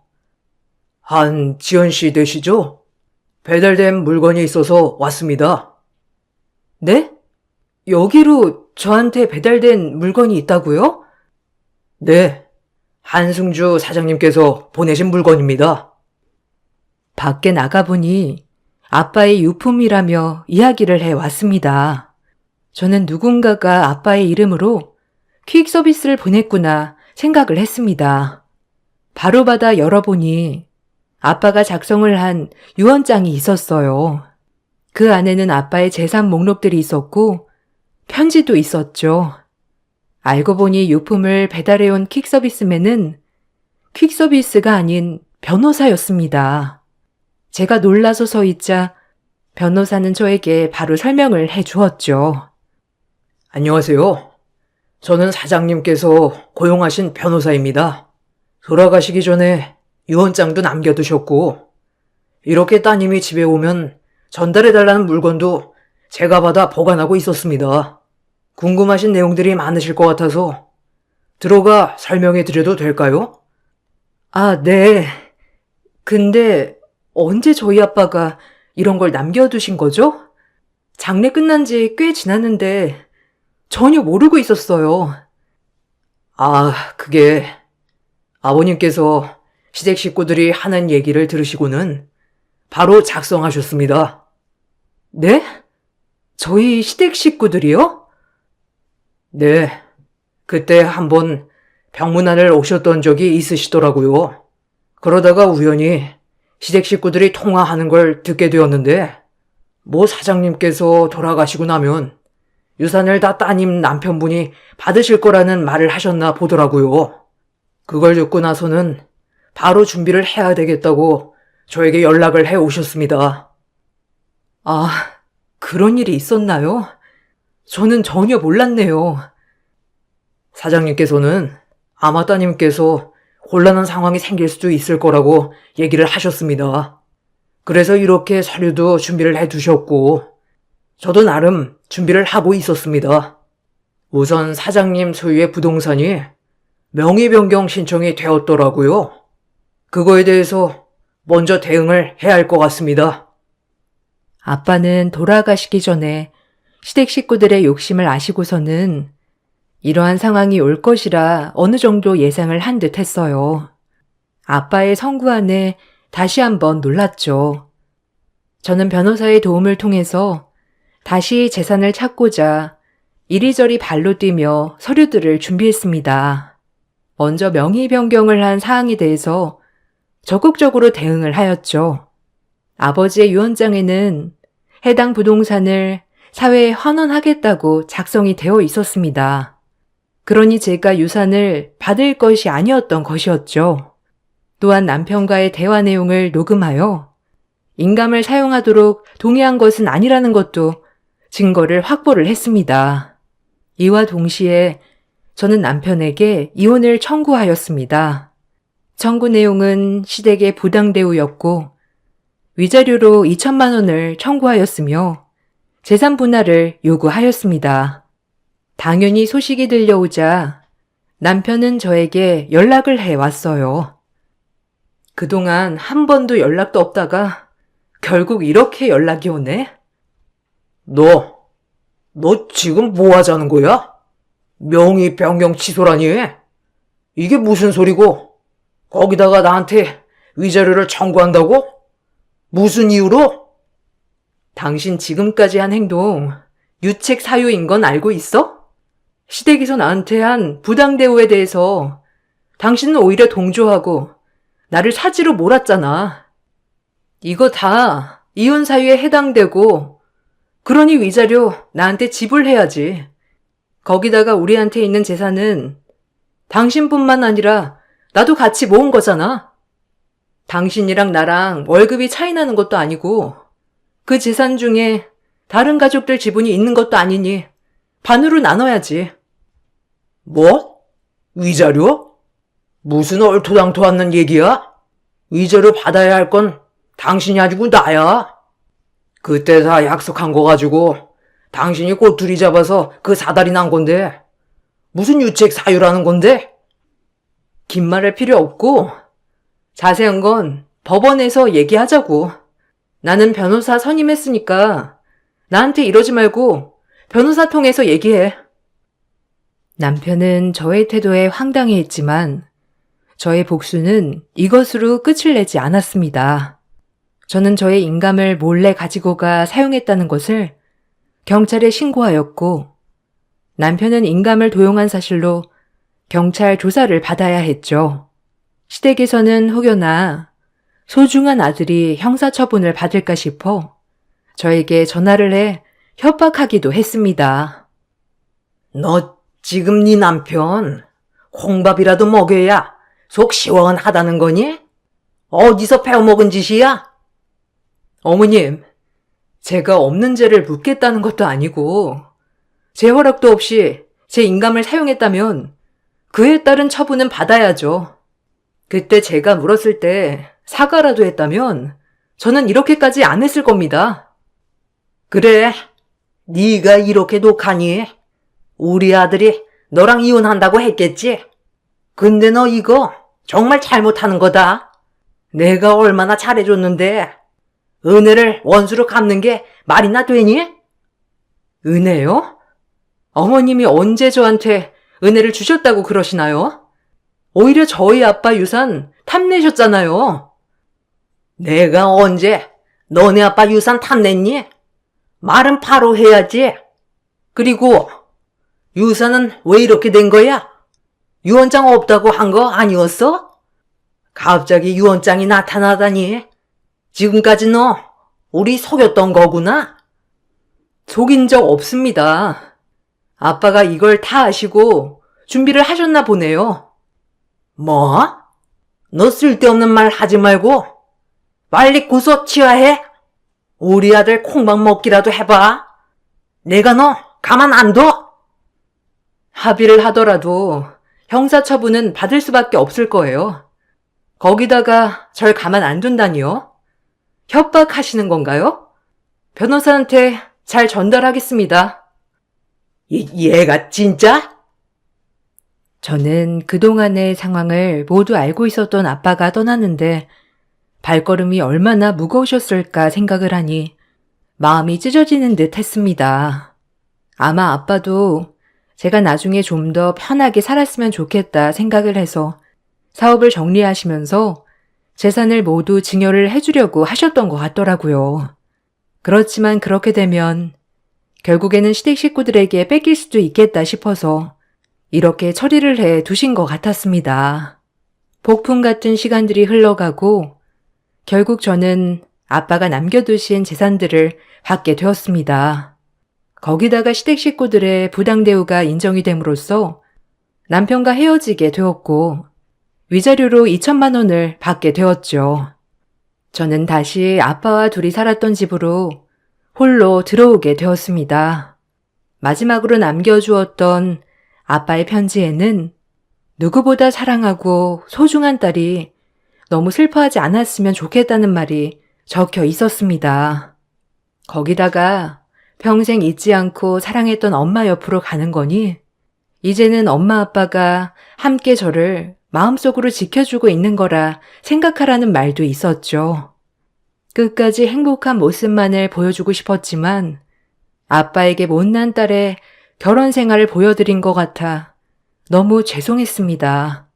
그 마음으로 더 독하게 남편과 헤어지게 되었던 것이죠. 그 후로 남편은 종종 연락이 왔습니다. 잘 지내? 나 다시 일 시작했어. 혹시 우리 다시 시작하면 안 될까? 무슨 소리야? 그렇게 큰 소리 쳐놓고 내가 다시 당신 만날 거라 생각한 거야? 아니 그건 아니고 그냥 종종 생각이 나더라고. 내가 정말 미쳤었나 봐. 평생 갖지 못했던 돈을 갖는다고 생각하니까 미쳤었어 내가. 아니 나는 매번 얘기를 했었잖아. 우리는 아빠 재산 가질 일 없을 거라고. 항상 난 얘기를 했었고 욕심 부리면 안 된다고 분명 얘기를 했었어. 그런데 당신은 역시나 그 욕심 내려놓지 못했었네. 아니야. 지금은 다 내려놓았어. 그러니 한 번만 기회를 주면 안 될까? 내가 기회를 줘야 하는 이유가 있어? 난 그때 이미 여러 번 기회를 줬던 것 같은데? 당신이랑은 다시 만날 일 없을 거야. 재결합을 바라는 남편에게 저는 더 이상 연락을 하지 않았으면 좋겠다고 이야기를 했습니다. 그 뒤로는 다시 연락은 오지 않더라고요.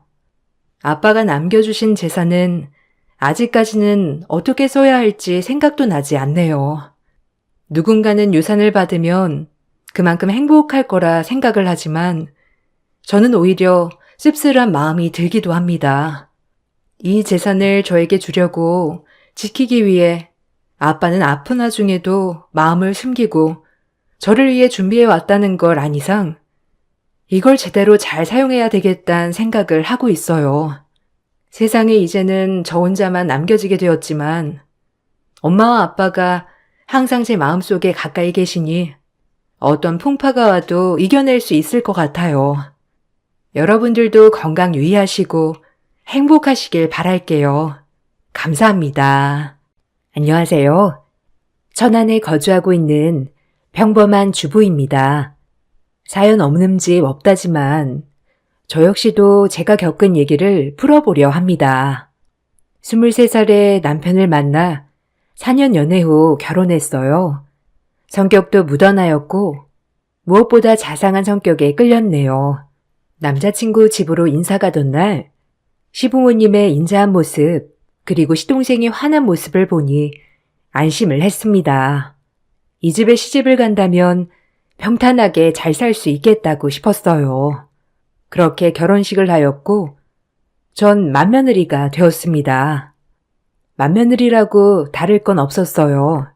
시부모님은 딱히 시집살이를 시키지도 않으셨고, 시동생도 자기 일을 잘해 나갔기 때문에 딱히 부담감이나 하는 건 없었어요. 저희는 순탄하게 결혼을 하고 1년 정도 지나자 임신을 했습니다. 임신을 하니 정말 남편과 가족이 되었구나 싶은 마음에 조금 이상한 느낌도 들었지만요. 시댁의 축복 속에 저희 아이는 태어났습니다. 건강한 사내 아이였죠. 집안의 대를 이을 사내 아이가 태어나자 시부모님은 더욱더 좋아하셨어요. 그리고 경사에 경사가 겹친 채 시동생은 결혼을 하겠다며 애인을 데리고 왔죠. 참 참한 신부감이었습니다. 저와는 다른 느낌의 여인이었어요. 시부모님이 저에게 주었던 사랑만큼 동서에게도 많은 사랑을 주셨습니다. 처음 뵙겠습니다. 임혜령이라고 해요. 완수 씨한테 말씀 많이 들었어요. 형수님 칭찬을 그렇게 많이 하던데요?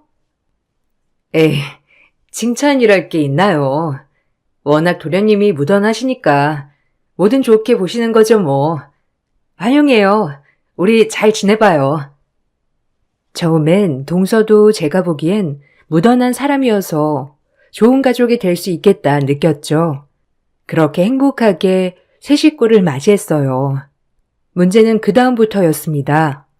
시동생은 결혼을 하자마자 분가를 하였고 저는 결혼을 하고 한참을 시부모님을 모시고 살았어요. 장남이라 그런 것도 있었고 저도 일을 했기 때문에 아이를 맡아줄 사람이 필요했거든요. 동서는 처음 보는 거와는 다르게 꽤 깐깐한 느낌이었어요. 가끔 김장을 하러 올 때도 약간 공주가 같은 느낌이랄까요? 저희 집은 김장을 아들들까지 다 같이 하거든요. 그런 것조차 이해를 못 하더라고요. 물론 요즘은 김장을 며느리가 누가 하냐라는 추세지만 아버님과 남편 그리고 시동생도 같이 하는 김장도 동서는 참여하기 싫어했습니다. 본인은 안 먹고 안 한다였죠. 여기 부분에서는 이해를 했습니다. 그런데 매번 명절이나 가족 모임 때 오지 않거나 음식을 할 때는 한 발짝 뒤로 빠져 있거나 했죠. 시어머니는 원체가 나무라지 않으시는 분이어서 저 역시도 말을 할 수 없었어요. 이것이 반복되자 저도 불만이 쌓여갔습니다. 왜 저럴까라는 생각도 많이 들었고 이러면 안 되지. 왜 맨날 나만 해? 라는 생각에 사로잡혀 저를 괴롭혔거든요. 그래도 가정의 평화를 위해서 참고 지나갔어요. 그렇게 시간은 흘렀죠. 저희 아들이 3살 되는 무렵 은근슬쩍 동서가 고민거리를 꺼내 비추더라고요. 처음으로 저에게 곁을 내주는 것 같아 기분은 좋았네요.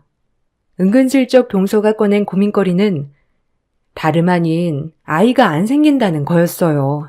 마음이 안 좋았죠.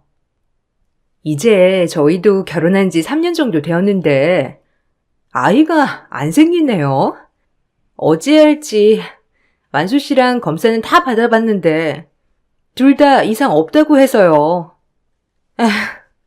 어머님이 한약도 지어주시고 친정엄마가 좋다는 건 다 해주시는데 뭐가 문제인지 요즘 너무 스트레스예요. 아휴, 그러겠다 동서. 내 친구도 결혼 8년 만에 아들 낳았거든. 이게 위로가 될지 모르겠지만 조금만 더 힘내봐. 둘 다 아무 문제는 없다고 하니까 기다리면 오지 않을까? 아버님, 어머님도 그렇게 임신에 스트레스 주시는 분들도 아니고. 그래서 일을 그만둘까 봐요.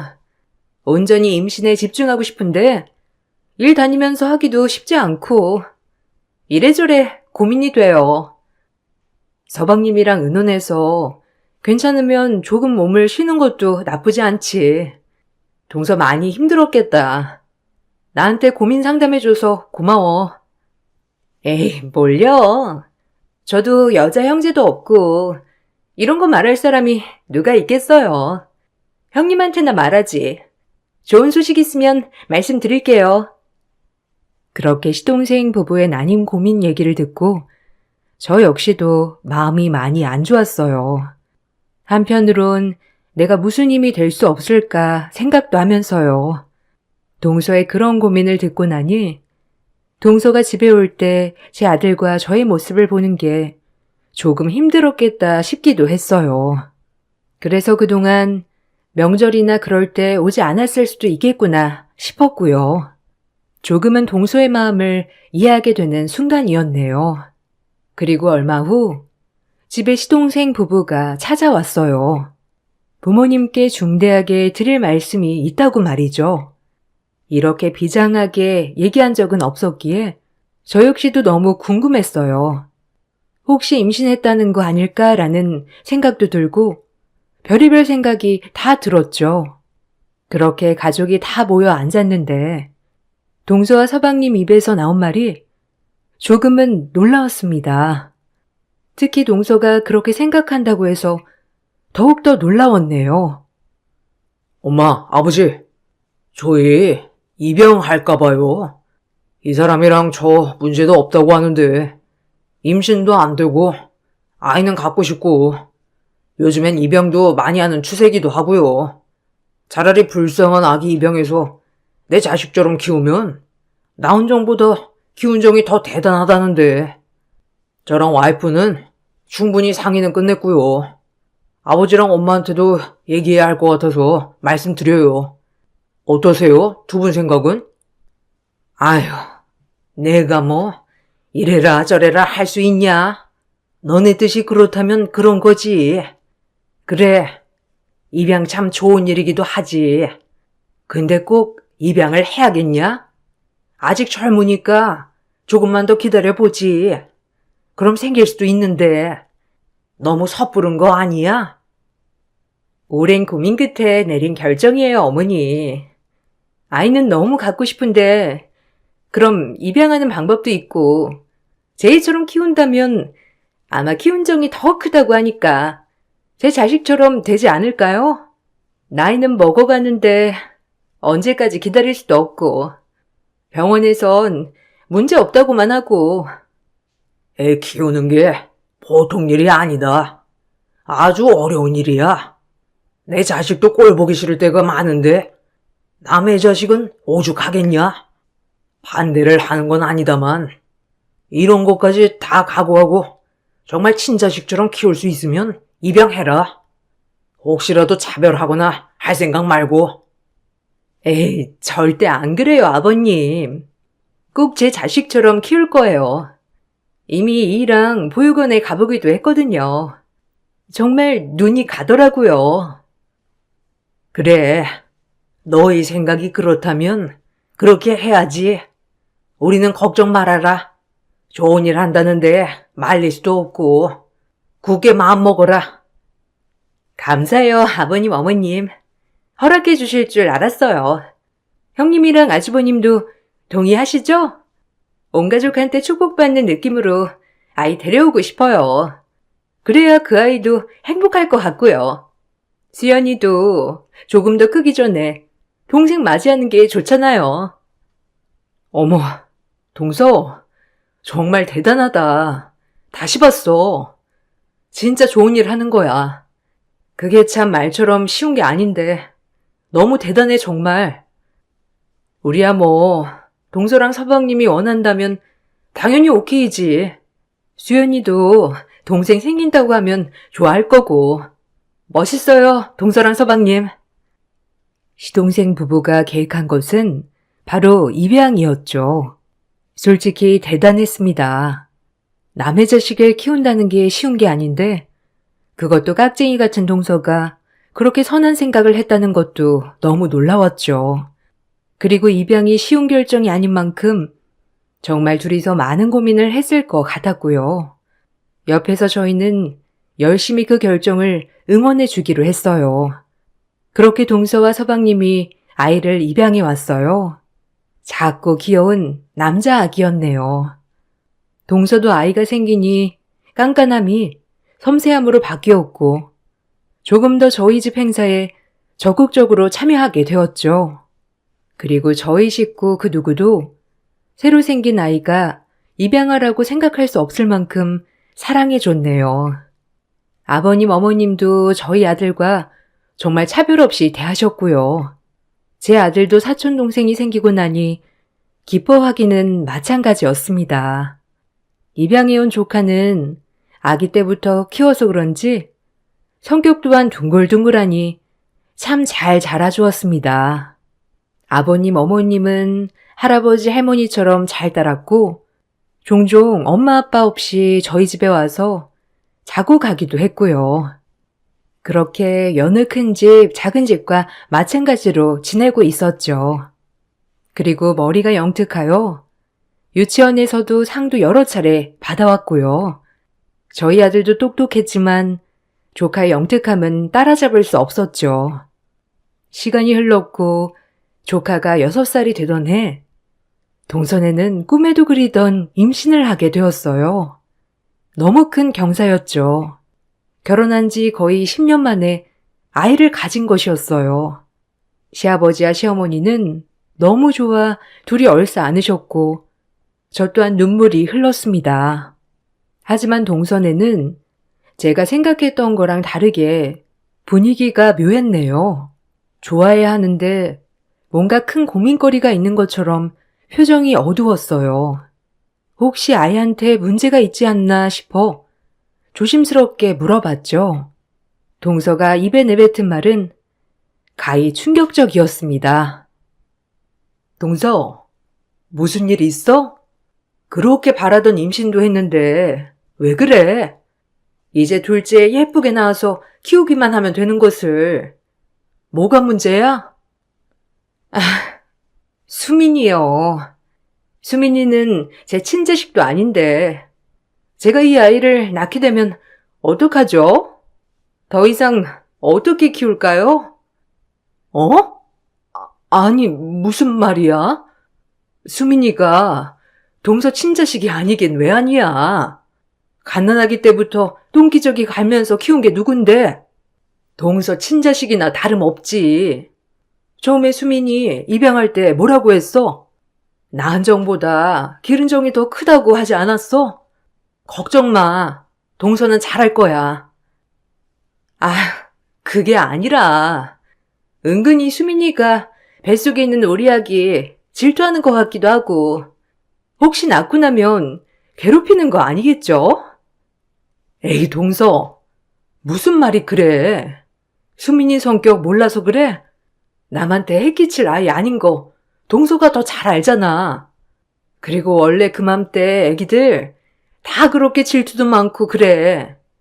갑자기 동생 생긴다고 하는데 그럼 당황스럽지. 그리고 그렇게 생각하면 끝도 없어.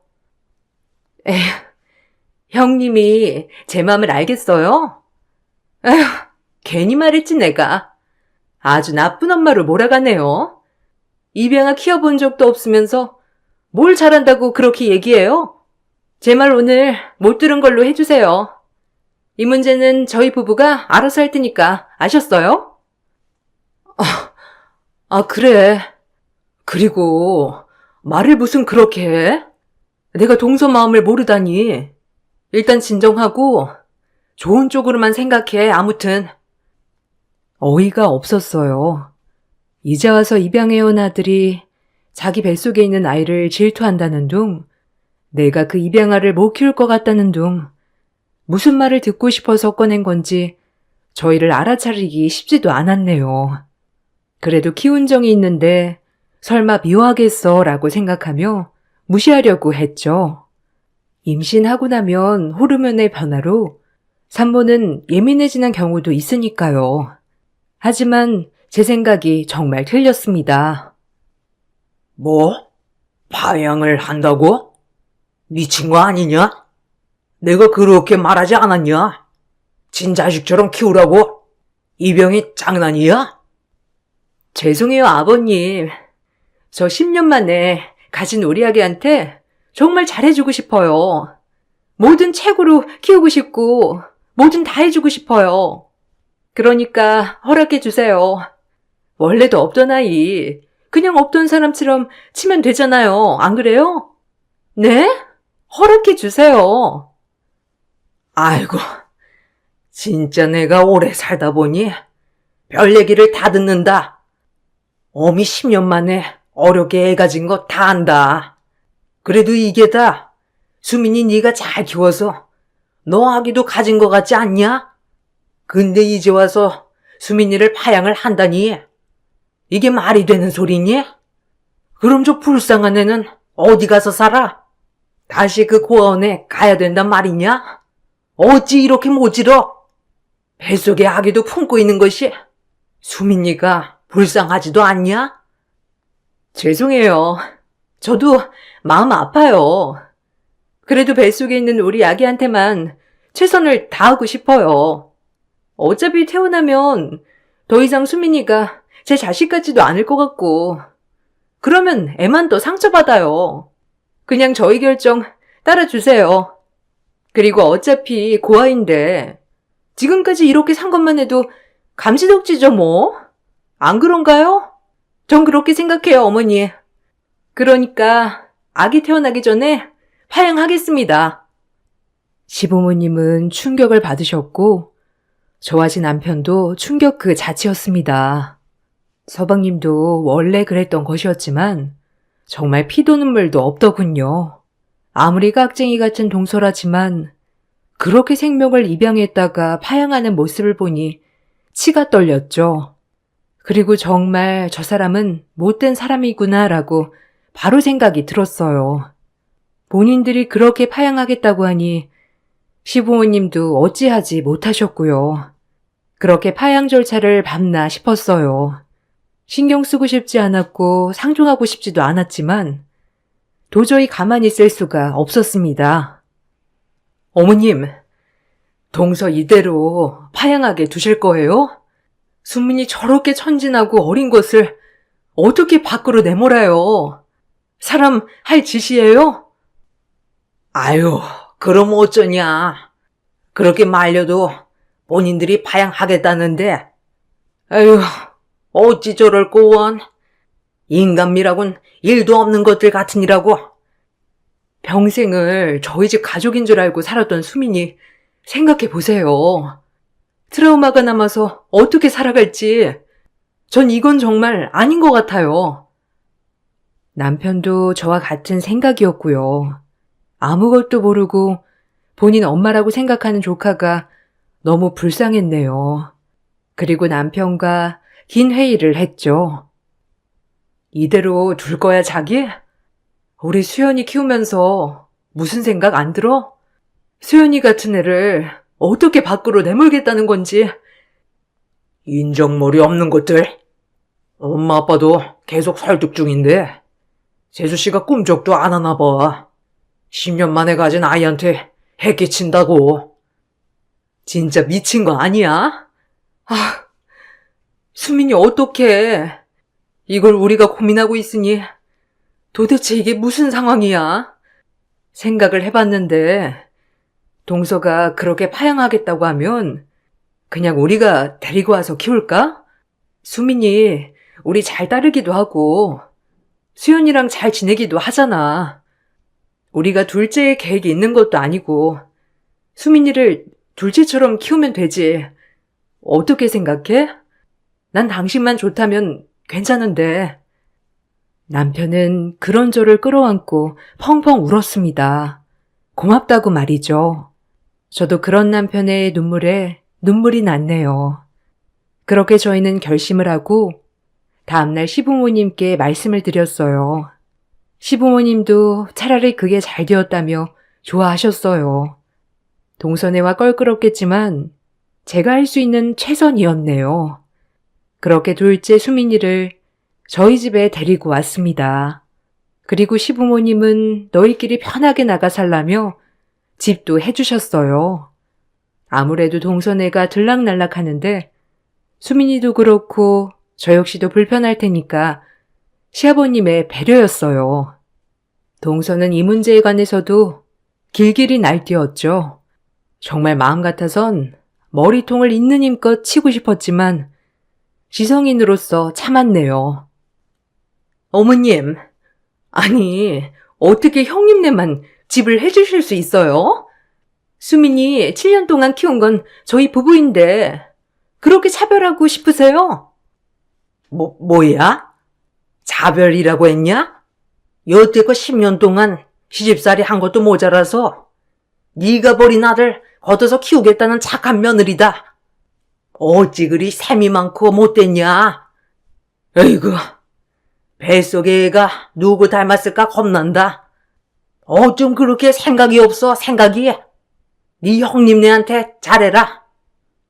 형님이 입이 있으면 말 좀 해보세요. 어머님이 집 해주시는 거 알고 수민이 데려가신다는 거죠? 형님 속을 누가 모를 줄 알아요? 모든 사람들을 자기처럼 생각한다는 게 기가 막혔죠. 뱃속에 태아를 품고 어찌 저런 생각을 갖고 사는지 정말 안타까웠어요. 동서, 나 이제 동서랑은 별로 말 섞고 싶지 않거든? 그러니까 왈가왈부 하지 마. 어쩜 사람이 그리 뻔뻔해? 아니, 제가 뭘요? 불쌍한 애 걷어다가 7년 먹이고 입혔으면 됐지. 그럼 어쩌라는 거예요? 형님의 그 착한 척 질리네요. 시어머니만 아니었음 그 자리에서 머리털을 다 뽑아놨을 겁니다. 어이가 없어서 말이 안 나왔죠. 어쩜 그리 못됐는지. 전 상종하지 않고 그대로 자리에 일어났어요. 동서는 파양 절차를 밟았습니다. 결국 수민이는 파양을 당했고 저희 집으로 오게 되었어요. 그 어린 것이 동선의 부부가 파양을 결정하고 나서 얼마나 눈치를 줬는지 많이 기죽어 있더라고요. 마음이 아팠어요. 큰엄마, 나 그럼 이제 큰엄마네서 수연이 형이랑 같이 사는 거예요? 아예 평생요? 그럼 이제 우리 엄마랑 뱃속에 있는 동생은요? 아, 응, 수민이, 엄마는 동생 태어나면 동생이 너무 아가여서 동생을 돌봐야 하거든. 그래서 수민이는 이제 편하게 형이랑 사는 거야. 그럼 저는 우리 엄마랑 아빠는 이제 못 보는 거예요? 엄마가 이제 원래 살던 대로 가는 거라고 했는데? 원래 살던 데가 큰엄마네 집인데? 그래서 큰엄마네 집으로 가는 거야. 이제 큰엄마랑 큰아빠가 수민이 엄마 아빠야. 알겠지? 뭐라고 말해야 할지 참 슬픈 눈을 하고 저에게 묻는 조카를 보니 얼버무리고 말았네요. 어느 정도 크면 알려줘야겠다도 생각했고요. 그렇게 동선에는 아이를 낳았어요. 딸이었습니다. 진짜 자식이 생겼으니 그 마음 좀 알려나 싶었지만 연락을 더 이상 하지 않았기에 모른 척했어요. 그리고 전 수연이와 수민이를 잘 키워나갔습니다. 수민이는 저희 아들을 진짜 형처럼 잘 따라주었고 수연이도 그런 수민이를 잘 챙겼죠. 종종 수민이가 저희들의 눈치를 볼 때가 있었는데 그곳은 형 물건을 가지고 놀고 싶을 때 마음껏 가지고 놀지 않고 항상 저희에게 조심히 와서 형 거 만져도 돼요? 라고 물어봤어요. 이 말들이 얼마나 마음이 아프던지. 수민아, 형 거는 이제 다 수민이 거야. 그러니까 형이랑 의논해서 같이 가지고 놀아도 돼. 알겠지? 엄마 아빠한테 물어보지 말고. 그래도 엄마는 물건 함부로 만지지 말라고 했거든요. 집에서도 아무거나 만지지 말라고 해서 혹시 혼날까 봐요. 수민이는 곳곳에 동서에게 얼마나 혼이 나고 자랐는지 눈치가 가득 배어 있었습니다. 그런 수민이가 안타까워 더욱더 잘해주었어요. 그렇게 내 자식이다 생각하고 키운 지 어느덧 1년. 부쩍 수민이의 외출날은 잦아졌죠. 워낙 똑똑하고 명석한 아이라 걱정은 되지 않았지만 그래도 아직 초등학생밖에 되지 않은 아이라서 한 번은 어딜 그렇게 돌아다니냐고 다그치기도 했네요. 수민아, 엄마한테 항상 말하고 나가라고 했잖아. 엄마 놀래게. 오늘 어디 갔다 왔어? 요즘 그렇게 어디를 다니는 거니? 그냥 친구들이랑 놀러요. 학교 끝나면 친구네 집에 가서 게임도 하고, 그랬어요. 죄송해요, 큰엄마. 잘못했어요. 아니야, 수민아. 엄마가 미안해. 너무 화냈지? 혹시라도 우리 귀한 수민이 잃어버릴까봐 늘 걱정돼서 그랬어. 엄마는 제가 없어져 버리면 좋지 않으세요? 진짜 엄마처럼 제가 어디 갔으면 좋겠는 거 아니에요? 진짜 엄마는 그랬는데. 수민이가 말하는 진짜 엄마는 동서였고요. 간혹 저를 가짜 엄마라고 부르기도 했네요. 수민이가 받은 아픔을 제가 다 이해하지 못하지만 확실한 건 동선에 와 설 때 눈치를 많이 받고 자란 것은 확실했어요. 어린 수민이한테 얼마나 눈치와 혼을 냈는지. 그렇게 수민이는 간혹 트라우마가 나오긴 했지만 저희 집에 와서 안정을 많이 찾았죠. 엄마를 놀래키며 늦게 들어오고 저희 몰래 외출이 잦았지만 그거 외엔 참으로 착한 아들이 되어주었어요. 그 후 수민이가 10살이 되던 후 저에게 보여줄 것이 있다더군요. 큰엄마, 때가 됐어요. 엄마랑 아빠한테 보여줄 게 있어요. 저랑 같이 차 타고 가주세요. 꼭 보여드리고 싶어요. 그렇게 수민이를 따라 한참 도시 외곽으로 나갔습니다. 그쪽엔 중후한 신사분이 앉아 계셨고 저희를 보자 정중하게 인사를 건넸죠. 아유, 안녕하십니까? 놀라시진 않으셨는지요? 저희 손자한테 얘기 많이 들었습니다. 저희 손자를 극제인이 보살펴 주었더군요. 네? 아니, 그게 무슨 말이에요? 손자라뇨? 수민아, 이게 무슨 소리니? 손자라면 수민이 할아버지라는 거예요? 아니, 어떻게 그게 가능하죠? 저희 자식네가 죽고 손자는 당연히 보육원에 맡겨줬어요. 그때는 자식네와 연을 끊고 살 때라 저희 애들한테 애가 있다고 상상도 못했죠. 우연히 죽은 자식의 친구들이 말해주더군요. 한참 지나서야 자꾸 찾았습니다. 사진 한 장만 들고. 그리고 찾을 수 있었죠. 또한 저와 친자 검사까지 다 끝냈고요. 요 근래 계속 밖에서만 만났네요. 그 좀 양해 부탁드립니다. 아니, 어떻게 이런 일이... 정말 수민이 친할아버지 맞나요? 수민이 그럼 너 그동안 할아버지 만나느라 늦게 들어온 거였어? 네, 맞아요. 큰엄마한테 말씀드리면 너무 놀라실 것 같아서 천천히 말씀드리려고 했어요. 저희 할아버지래요. 순간 어안이 벙벙하기도 하면서 그럼 이제 어찌해야 하는 거지? 라는 생각도 들고 아들이라고 생각하고 살려고 했는데 수민이를 보내야 하는 건가? 라는 생각도 들고 그럴 수 없다는 생각 등등 만감이 교체했네요. 어떤 반응을 보일지도 몰랐죠. 그동안 우리 손주가 큰엄마 큰아빠가 아니었으면 자기는 고아가 됐을 거라고 항상 큰엄마 큰아빠 얘기만 하더라고요. 참 궁금했는데 이렇게 뵙다니 너무 반갑네요. 그리고 우리 손주 걷어주셔서 너무 감사합니다. 무슨 말을 해야 할지. 아니요. 반가워해야 할지. 제가 부족할 순 있겠지만 수민이를 정말 친아들처럼 생각하고 키웠어요. 몇 년 안 됐지만요. 근데 갑자기 친할아버지라니 제가 뭐라고 말씀을 드려야 할지. 한편으로 우리 수민이를 사랑해 줄 수 있는 어른이 한 명 더 생긴 것 같아 기분이 좋으면서도 그럼 제가 어떤 행동을 취해야 하는지 잘 모르겠네요. 너무 혼란스러워서 말이죠. 큰엄마, 저 이제 할아버지한테 갈래요. 너무 슬퍼하지 마세요. 자주 놀러 올게요. 큰엄마가 친엄마처럼 잘해주셨지만 할아버지는 제가 없으면 아예 혼자가 되시거든요.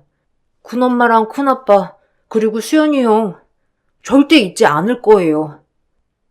수민이의 한마디에 눈물이 와락 쏟아졌습니다. 작고 어린 것이 얼마나 마음고생을 했으면 저런 말을 할 수 있을까요? 아이답지 않은 모습에도 눈물이 펑펑 났네요. 그리고 남편은 옆에서 눈물만 흘렸죠. 저 역시 마찬가지고요. 너무 미안했거든요. 해준 것도 없던 것 같은데 내 욕심으로 데려와서 혹시나 마음 아프게 하진 않았는지 별별 생각이 다 들었죠.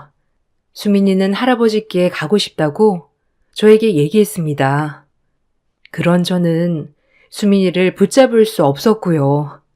그리고 수민이의 할아버지는 또 담담하게 말을 꺼내셨어요. 수민이를 제가 데려가더라도 수민이가 언제든 보고 싶다고 하면 보게 해줄 겁니다. 이렇게 똑똑하게 키워주셨으니까요. 그리고 너무 고맙다는 마음으로 선물을 하나 드리고 싶은데 여기 부동산 매매 증서입니다. 작지만 받아주세요. 수민이 할아버지가 내민 것은 작은 건물 계약서였습니다. 저희에게 그동안의 감사 표시로 건물을 주신 거였죠. 저희는 절대 받지 않겠다고 했지만 수민이 또한 이건 큰엄마네 거라며 한사코 받으라고 하더군요. 매매 증서를 받고 돌아오는 길 자식을 팔아먹은 것 같은 기분에 눈물이 흘렀어요. 그리고 마지막에 수민이의 말 한마디가 제 마음을 울렸죠. 그동안 진짜 엄마네서 산 것보다 형아랑 큰엄마랑 같이 산 게 훨씬 더 행복했어요. 고마워요, 엄마. 자주 찾아올게요. 그렇게 수민이와 할아버지는 돌아가고 남편과 저는 오랜만에 시댁에 들렸습니다. 지금까지 있었던 일들을 시부모님께 말씀드렸죠. 시부모님도 많이 우셨고 저보고 애썼다며 기특하다며 저를 꼭 안아주셨어요. 아쉬운 건 사실이지만 친할아버지와 함께 간 수민이의 행복을 빌어주자며 저를 달래주셨습니다. 그리고 집에 돌아와 수민이의 흔적들을 보는데도 눈물이 났죠. 그러던 중 현관에 인기척이 들려 밖에 나가보니 동선애가 와 있는 게 아니겠어요? 가뜩이나 슬픈데 동서 얼굴을 보고 있자니 짜증이 확 올라오더군요. 형님, 다 들었어요. 어머님한테. 수민이 보냈다면서요? 아니, 형님도 그럴 거면서 왜 착한 척 하셨대요? 어이가 없어서. 뭐? 동서랑 나랑 똑같다는 거야? 지금 나한테 진짜 얻어맞고 싶지 않으면 얼른 돌아가. 나 지금 제정신 아니니까. 됐고요. 다 들었어요. 수민이네 할아버지가 건물 줬다면서요? 그게 왜 형님네 거예요? 키운 건 우리가 훨씬 오래 키웠는데 양심이 있으면 건물은 양도하시죠. 수민이네 할아버지도 착각하신 거지. 7년 동안 먹여주고 입혀준 게 누군데 오해를 하고. 너는 지금 수민이가 간 와중에도 건물 타령이니? 어쩜 그렇게 속물이야? 수민이 보면서 마음 아프지도 않았어? 네 욕심에 데리고 와서 마음대로 파양하고 그리고 파양하고 단 한 번이라도 찾아온 적 있어? 이 나쁜 년, 네가 사람이야? 아니 웃겨 정말. 7년 동안 먹여주고 입혀줬으면 고마운 줄 알아야지. 배은망덕하게 나한테는 아무것도 안 갖다 바치고 홀랑 떠나버려? 이래서 머리 검은 짐승 거두지 말란 말이 괜히 나온 게 아니지. 아니면 형님이 조종했어요? 하여튼 건물 빨리 양도해요, 당장. 미쳤구나. 정말 미치려면 곱게 미쳐. 애 낳고 머리가 어떻게 된 거 아니니? 너랑 7년 산 세월보다 나랑 3년 산 세월이 더 행복했대. 얼마나 애한테 눈칫밥을 줬는지. 우리 집에 처음 와서 눈치 보던 것만 생각하면 내가 아직도 마음이 아려, 알아? 이 나쁜 년아! 정 그 얘기를 끝으로 집에 있는 소쿠리를 들고 나와 동서 머리통과 몸통을 사정없이 내리쳤네요. 동서는 당황했는지 얻어맞으면서 도망가더라고요. 제 이런 모습을 처음 보거든요.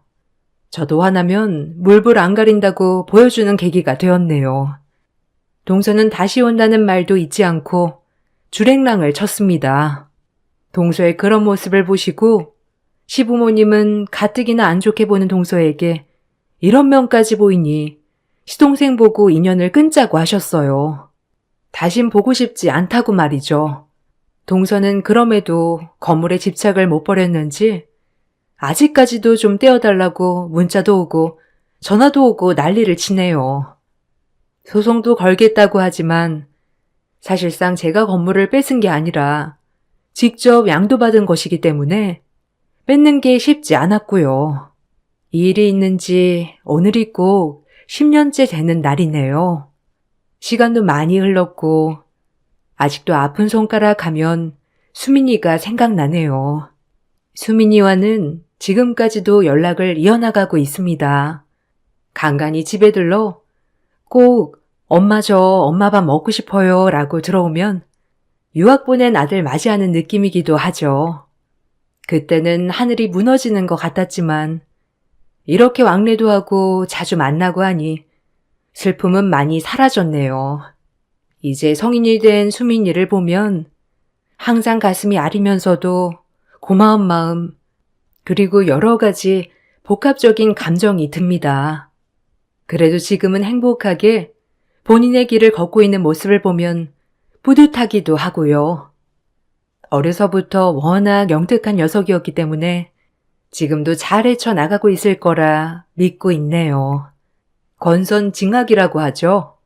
동선애와는 연을 끊었지만 간간히 들리는 소식에는 아직까지도 제 이야기를 주변에 하고 다닌다고 하더라고요. 저는 졸지에 그 주변 사람에게 건물 뺏은 사람이 되어 있네요.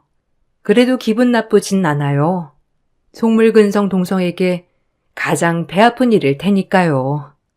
시동생은 간간히 제 남편에게 연락하여 돈도 꺼보고 하지만 제 남편도 일절 상대하지 않습니다. 그 정도로 시동생네 부부는 완전 저희 집에서 배척된 사람들이 되었죠. 시간이 이렇게 지나서 옛 이야기를 써보니 다시 한번 가슴이 아려오네요. 혹시라도 내가 수민이와 살면서 조금이라도 섭섭하게 한 것이 있을까봐 하는 마음도 다시 한번 들기도 하고요. 그래도 지금은 수민이가 가장 행복하게 살고 있다고 생각하니 마음이 편안하네요. 지금은 같이 있진 않지만 전 어딜 가도 아들이 둘이라고 말하고 다닌답니다. 글을 쓰다 보니 제 둘째 아들이 무척 보고 싶어지는 날이네요. 글을 마치고 전화 한번 해봐야겠습니다. 제 긴 글 읽어주셔서 너무 감사합니다.